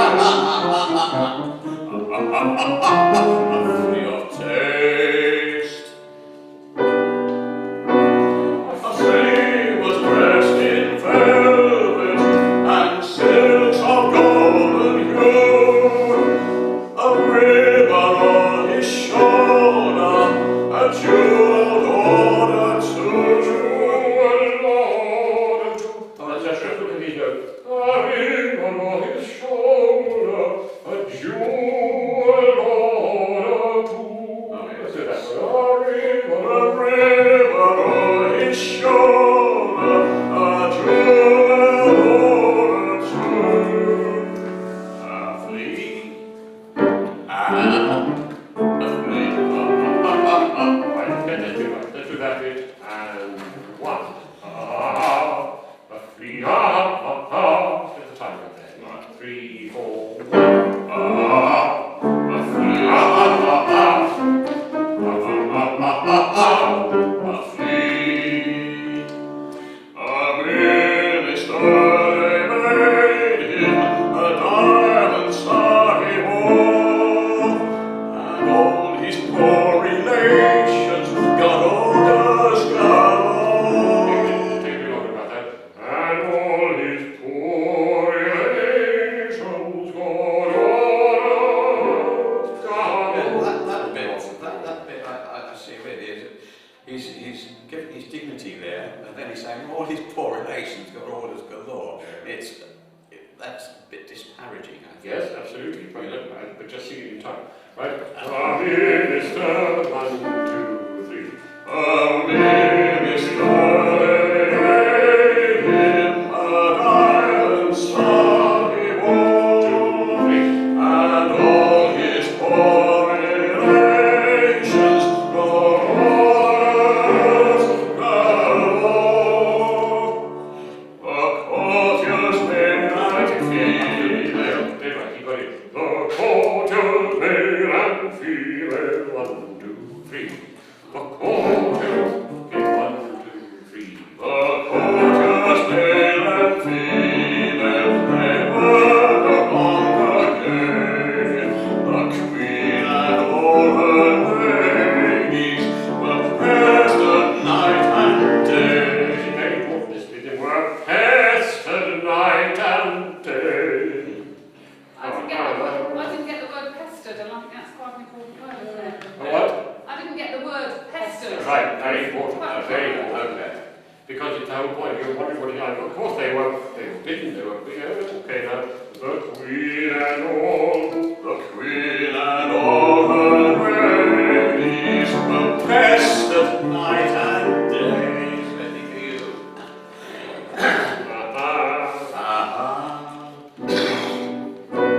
To scratch they were forbidden. They had to bear the prick. But I when we are bitten, go home to scratch and kick. Now just make sure you get this right here. Yeah, that's But when we are bitten. Okay, so let's go back to sorry. The last page was one. No, that's it. It's a scratch. Last 4 bars, please. Yeah. Just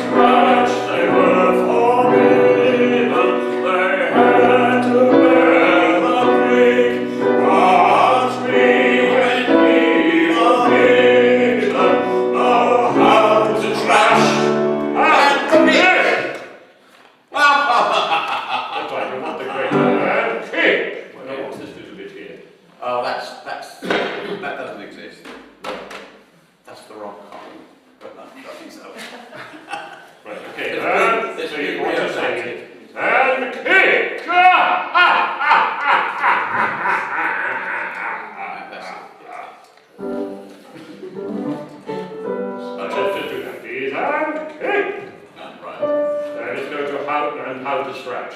Please. Know how to scratch and kick. Oh, Stay up there, John. And kick! Ha! Okay, it is longer. That's our number. Pause on that. So once you've got up to the note, you keep the gesture, even if it's only a facial gesture. And kick! Got and kick! Ha ha ha. See what I mean? Now how to scratch. know how to scratch and kick.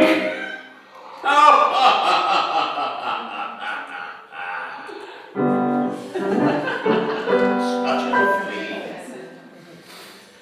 Funny old version this. Where did it come from? That's grab the book. It's a Peter Dawson version. All right. What about these bits here? No, this is print. Oh, I see. That doesn't exist, that part. That goes from there to there. Right. The problem with this sort of piece is it's an acting piece, isn't it? Yes. It's what we're talking together about. It's all about acting. I mean, you can copy very straight. Once long ago a king lived. But it's much more about once long ago a king lived. Yeah, well, I've almost got it off. Yeah, yes. Use that as an mark. You do quite a few phrases very well. We don't try joining them all together. So, you know, I mean, I quite like to do it as well. I'm not saying it's too cheap, you know. But it needs again, it needs to work together, isn't it? That's the way he'd like it to go wrong, and you know he'd like it to go wrong, so you carry through. That's all. Well, just and keeping the character when, it's this feeling, it's always this feeling, this sort of situation, keeping hold of the audience from beginning to end. Gaps or not. You can't, John, maybe you did then, John, you went, kick! Ha ha ha, it doesn't work. You know, you can cope, I don't know how long it can work from. Kick! See what I mean? Yeah. As long as you keep still. If you keep still, once you, kick! That's You've had it. really You've got to hold it, haven't you? Kick! Just big face. Yeah, that's right. Okay, well, you keep working on that. I think that's a good piece for you. Good. Okay, but you've got to have your right off. Yeah, I'll have that here. I'll not have that in front of me. Okay. Fine, okay, next.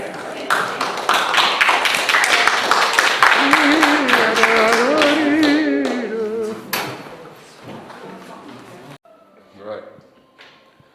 There we are. Okay.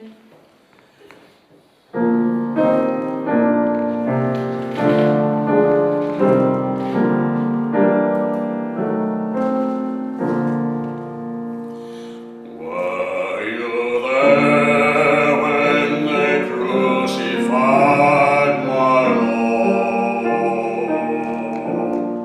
Were you there when they crucified my Lord?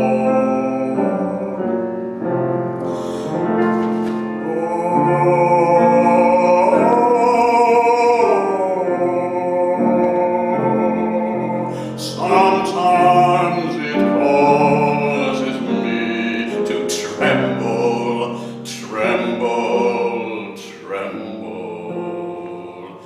Were you there when they crucified my Lord?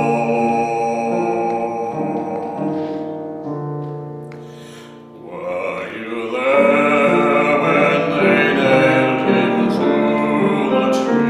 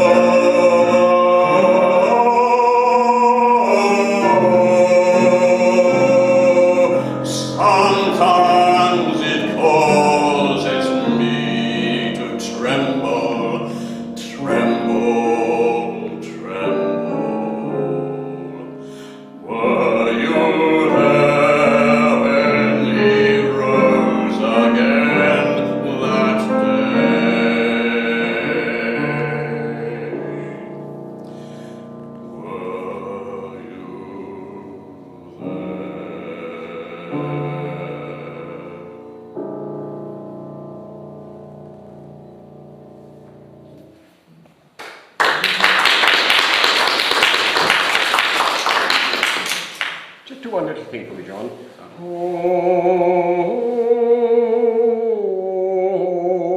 That phrase. Yes, the minor.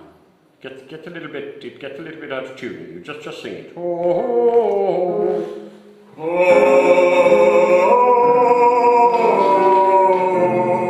Yeah, right. That's what I mean. It's a little bit too much of this.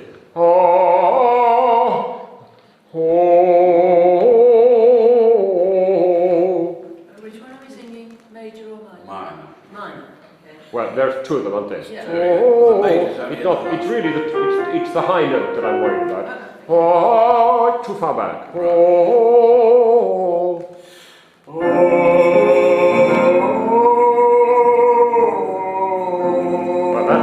that's straight away better, right? Now just do it easily. I mean, just do it easily and fairly quietly.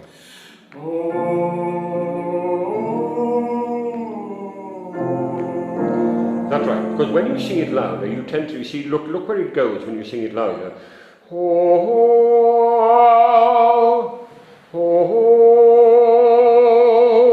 Keep that position on it. Now start it softly and go.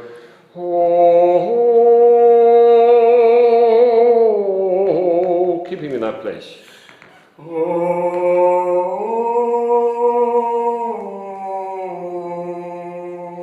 That's certainly a better place for it, right?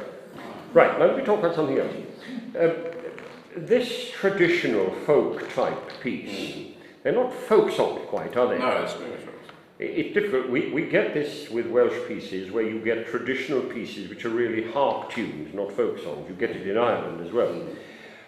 These are obviously meant to have some sort of accompaniment to them. Now, once you've got a folky type thing which has an accompaniment, in a way it stops being folk and it becomes composed, doesn't it? Mm-hmm. So you've got to make a decision here. Do you sing it like a folk song, any time, you know, a bit faster, a bit slower, or do you consider Beryl's Problems, where she's got some quite difficult things to play underneath sometimes? It's a very tricky one, because you want it to be fairly free, and yet you're a bit confined sometimes by the accompaniment. It is an Negro spiritual. Right, go on, you tell me what your philosophy is. In fact, Negro spiritual, as well, as you know, are fairly free, because they were sung during the slaves' church services, which were very free. Right, go on then. I suppose, really, in a way, it shouldn't have a piano accompaniment. Well, now this is what I'm getting at, really. So, I think perhaps you're suggesting that you don't really want to use Burley's version. This is Burley's version. Recorded so many of these things, you know. And that perhaps all you really want underneath it is, I mean, you know, don't you? You know, just do the beginning. So you might, let me just play a couple of chords. So you might start something like, okay, off you go. Were you there when they crucified my Lord? Were you there when they crucified my Lord?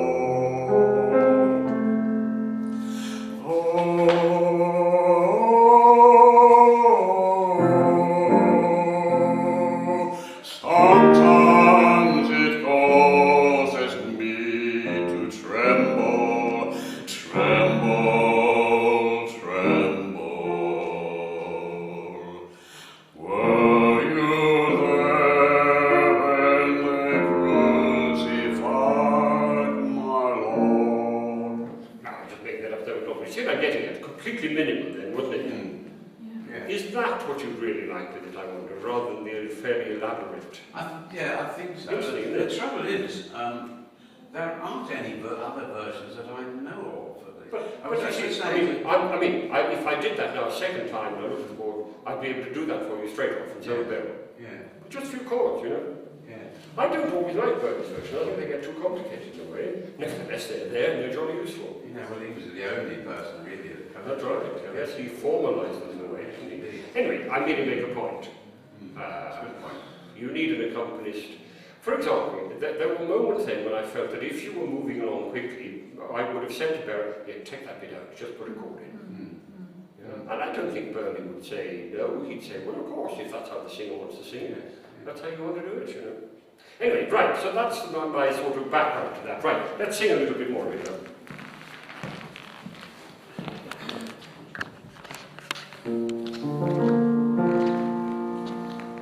Sorry, from the beginning?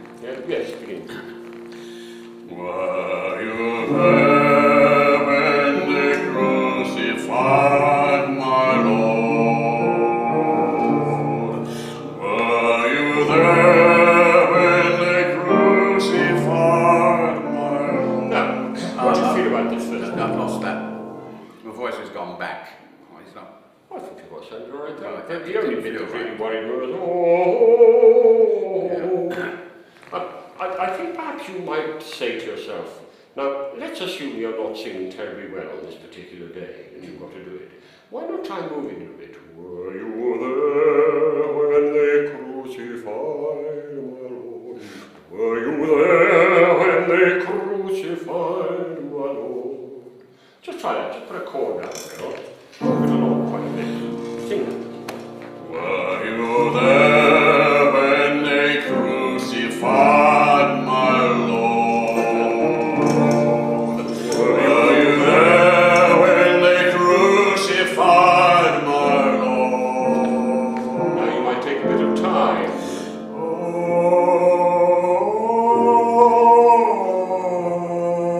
Now you move on a bit again. Sometimes it causes me to tremble, tremble, tremble.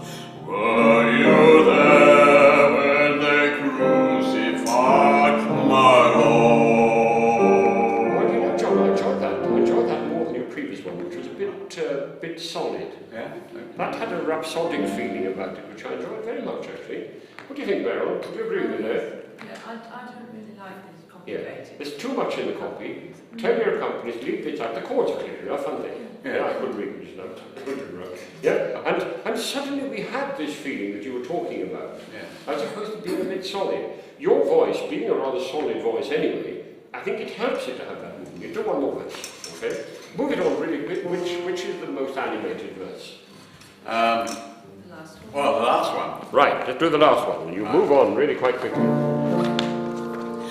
Were you there when he rose again that day? Were you there when he rose again that day? Oh, I'm not the one who wants it. Oh, a bit more oh in that. No, this is where you're getting. Oh, you need that much.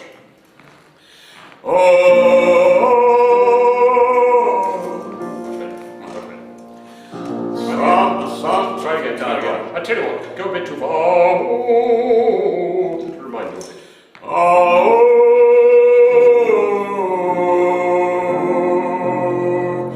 Sometimes it causes me to tremble, tremble, tremble. Were you there when he rose again that day? Now, I think we've got something there.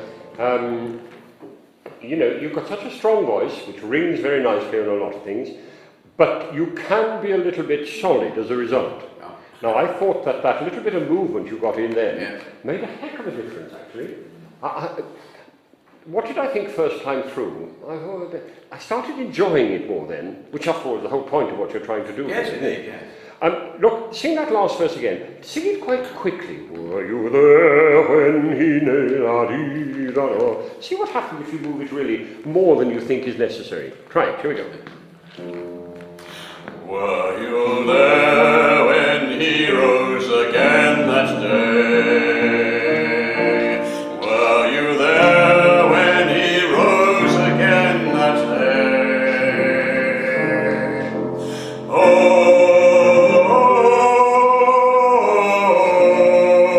Oh, sometimes he causes me to tremble,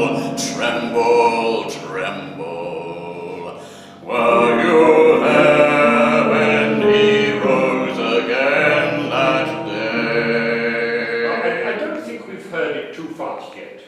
Oh, right, this is interesting. It sort of after all, there are 4 quite long verses anyway. Yes, I did. So you don't need to think that they have to take a long time. There's one bit you've got to watch. You don't sing the oh, you don't sing that bit quite well enough in tune. I have a difficulty going up. I don't have any difficulty going down, but going up, the voice falls backwards sometimes. Just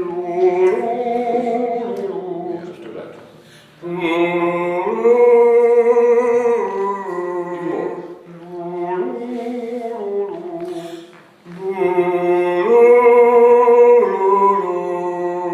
Much better tune.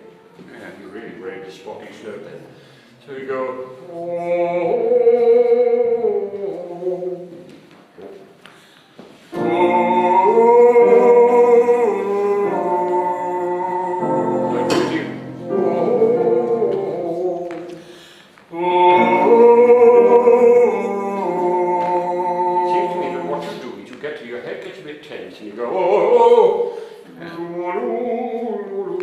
Very gently. Play forward a little bit, but you just get a bit slack. Try it.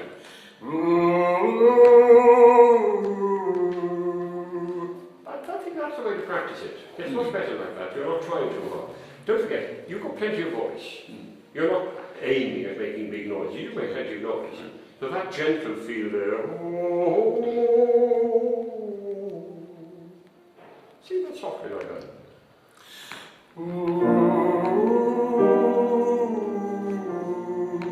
Now sing it exactly like that, a bit louder. Same place. You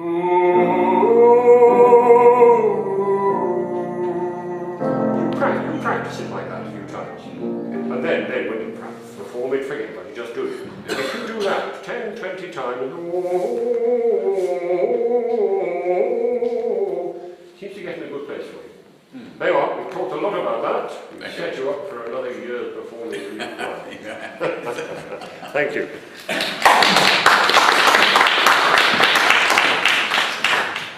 By Sarastro with High Priest, the gist of it really is that within these sacred halls, that no troubles or strife or bad feelings come about.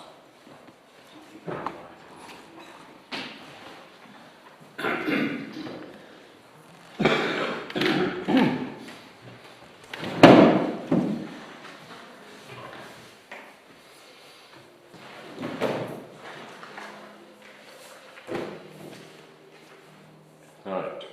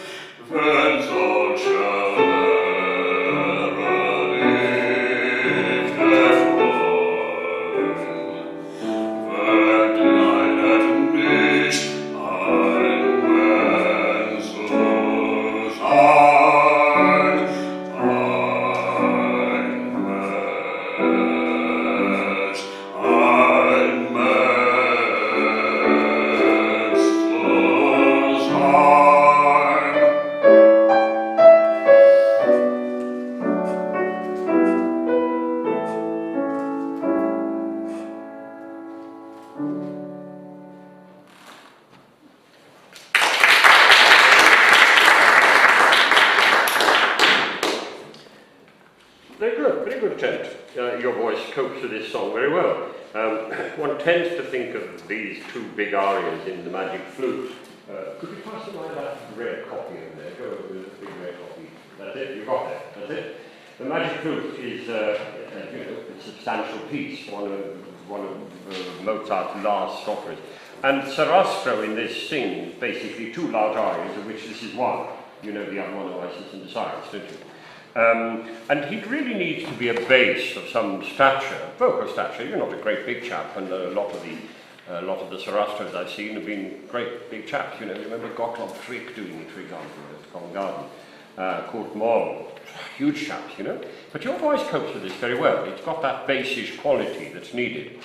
What I think you need to do, John, is think just a little bit more about the dignity of the piece, not just the amount of sound you can make, because you make a lot of sound for it, but just stroke the sound a little bit more, okay? Just to start it again and say, I'm not worried about the volume I'm making, I'm worried about getting hold of my audience. Should it be slower or anything? Sorry? More slowly or? I'll get at it in a minute. You just start it again with my thoughts in mind, and I'll come and get at you. I'm sure you will.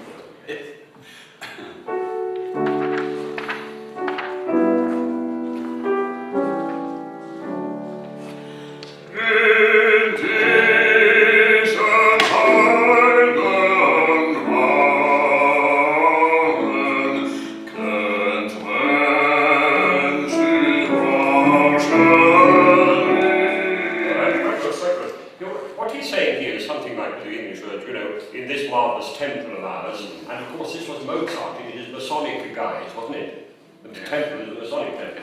At the beginning, the Queen of the Night we thought was going to be a good woman, but now she's one of the powers of darkness. He's cast out the Queen of the Night and said that she's a horrible woman, and that this is the right way to live your life. Mozart was a member of at least two Masonic lodges in Vienna, and went along very much with their principles. And Sarastro is in effect stating these principles for him. And the feeling you want is of this.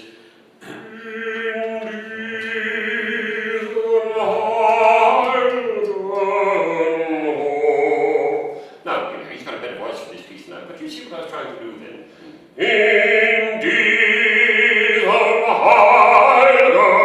Yeah, I'm making more noise, but it doesn't quite do the trick, does it? Now, I'm going to sing it quite gently.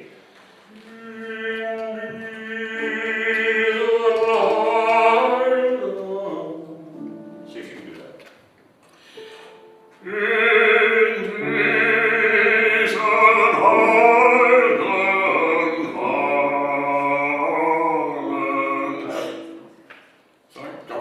Sorry, go on. I shouldn't have interrupted.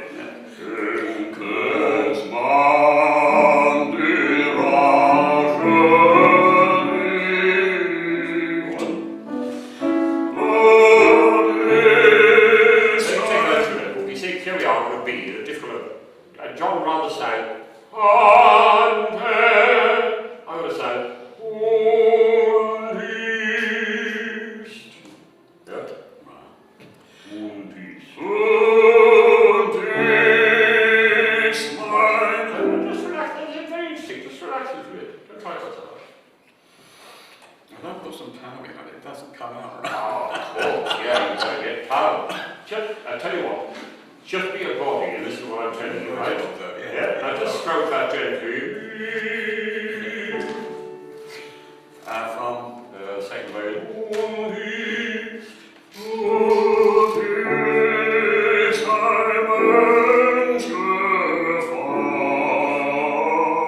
Now that's interesting. You see, people think that in order to get power behind, they have to do this.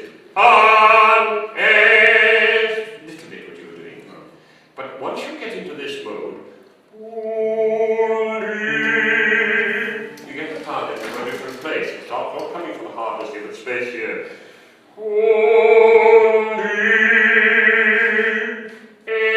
Very narrow sound. Where it's coming from? Yes, That's right. Yeah, Robbing got the same idea. It's the same thing I'm talking about, basically, right? From Just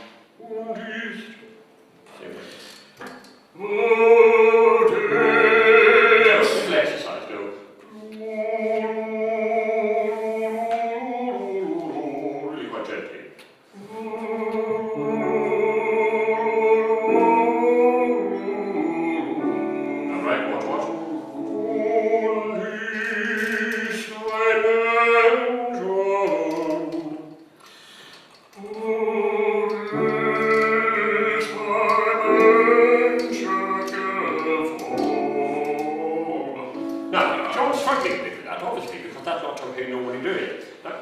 Exactly what I was saying to you.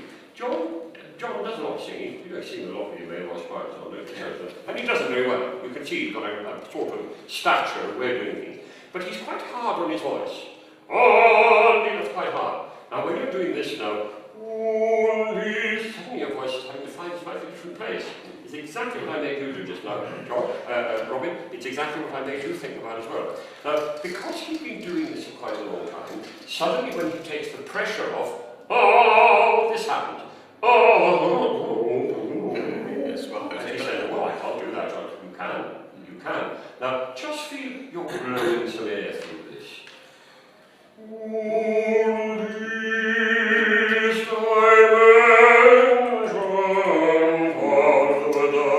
Can you hear the difference in the feel of that?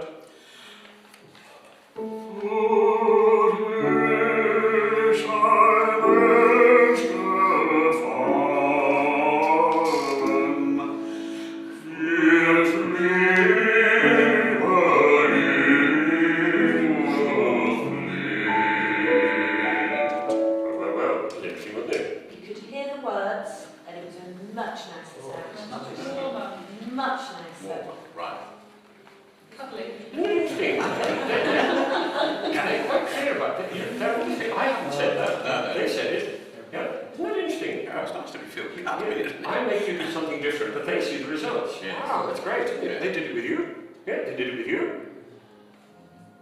Perhaps you could give me some lessons. Right on, let's go.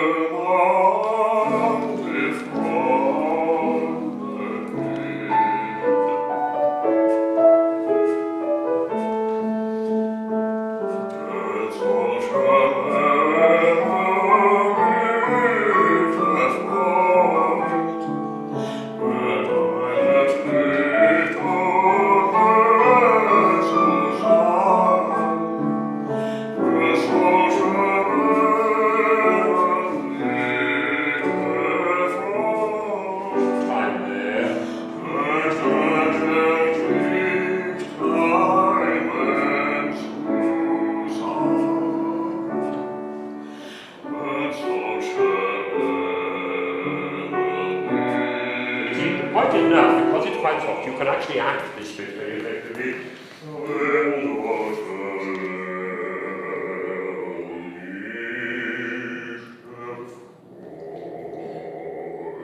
oh, I can't sing the notes at all, I'm just acting them.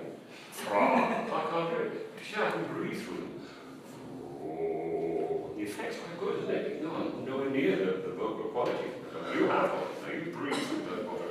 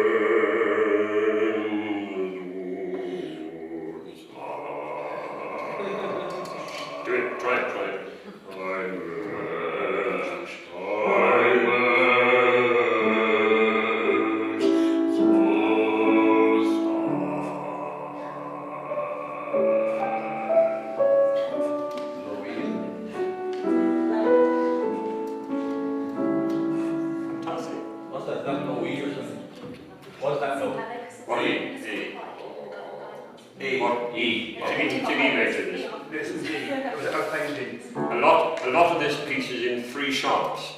Yeah, why? Because of the sonic thing of 3, everything. Yeah, the three boys. I'm in the wrong key, it's a D. It's D. It's a D, it's fine. But I mean, I'm just saying, fine. But there are 3s in everything here. The 3 ladies, the 3 witches, the 3 boys, what else? The 3 temporal pillars you find on. You're doing it turned out. Yes, I wonder why I was finding that's just a little bit tricky. Yeah, it's there. John, that's amazing. That's amazing when you say that. That was extraordinary, then, wasn't it? You didn't. The last thing he needed was to sing it louder. Yeah. It was lovely like that. I think that was really partly the wrong idea on how in the opera this time. Oh, well, yes, I have to admit, if you're in a big opera house, Yeah. a big orchestra, it's not sing it loud. But first of all, get it into that place. Yes. This is again what I was saying to you. Get it in the right place. Then start thinking about volume. Don't get volume from squeezing and pressing and and you could hear that getting into his body, couldn't you then? Because it was clearer, it didn't appear to be any loud, any softer. No, exactly. It appeared to be better and still loud. The profundity of the point of the Yeah. piece there. I thought that was lovely when you sang it like that second time. Certainly. Yeah, and try and develop a little bit more sound within that feeling, not in that feeling. No. Come on, next, thanks John. That was really very, very lovely.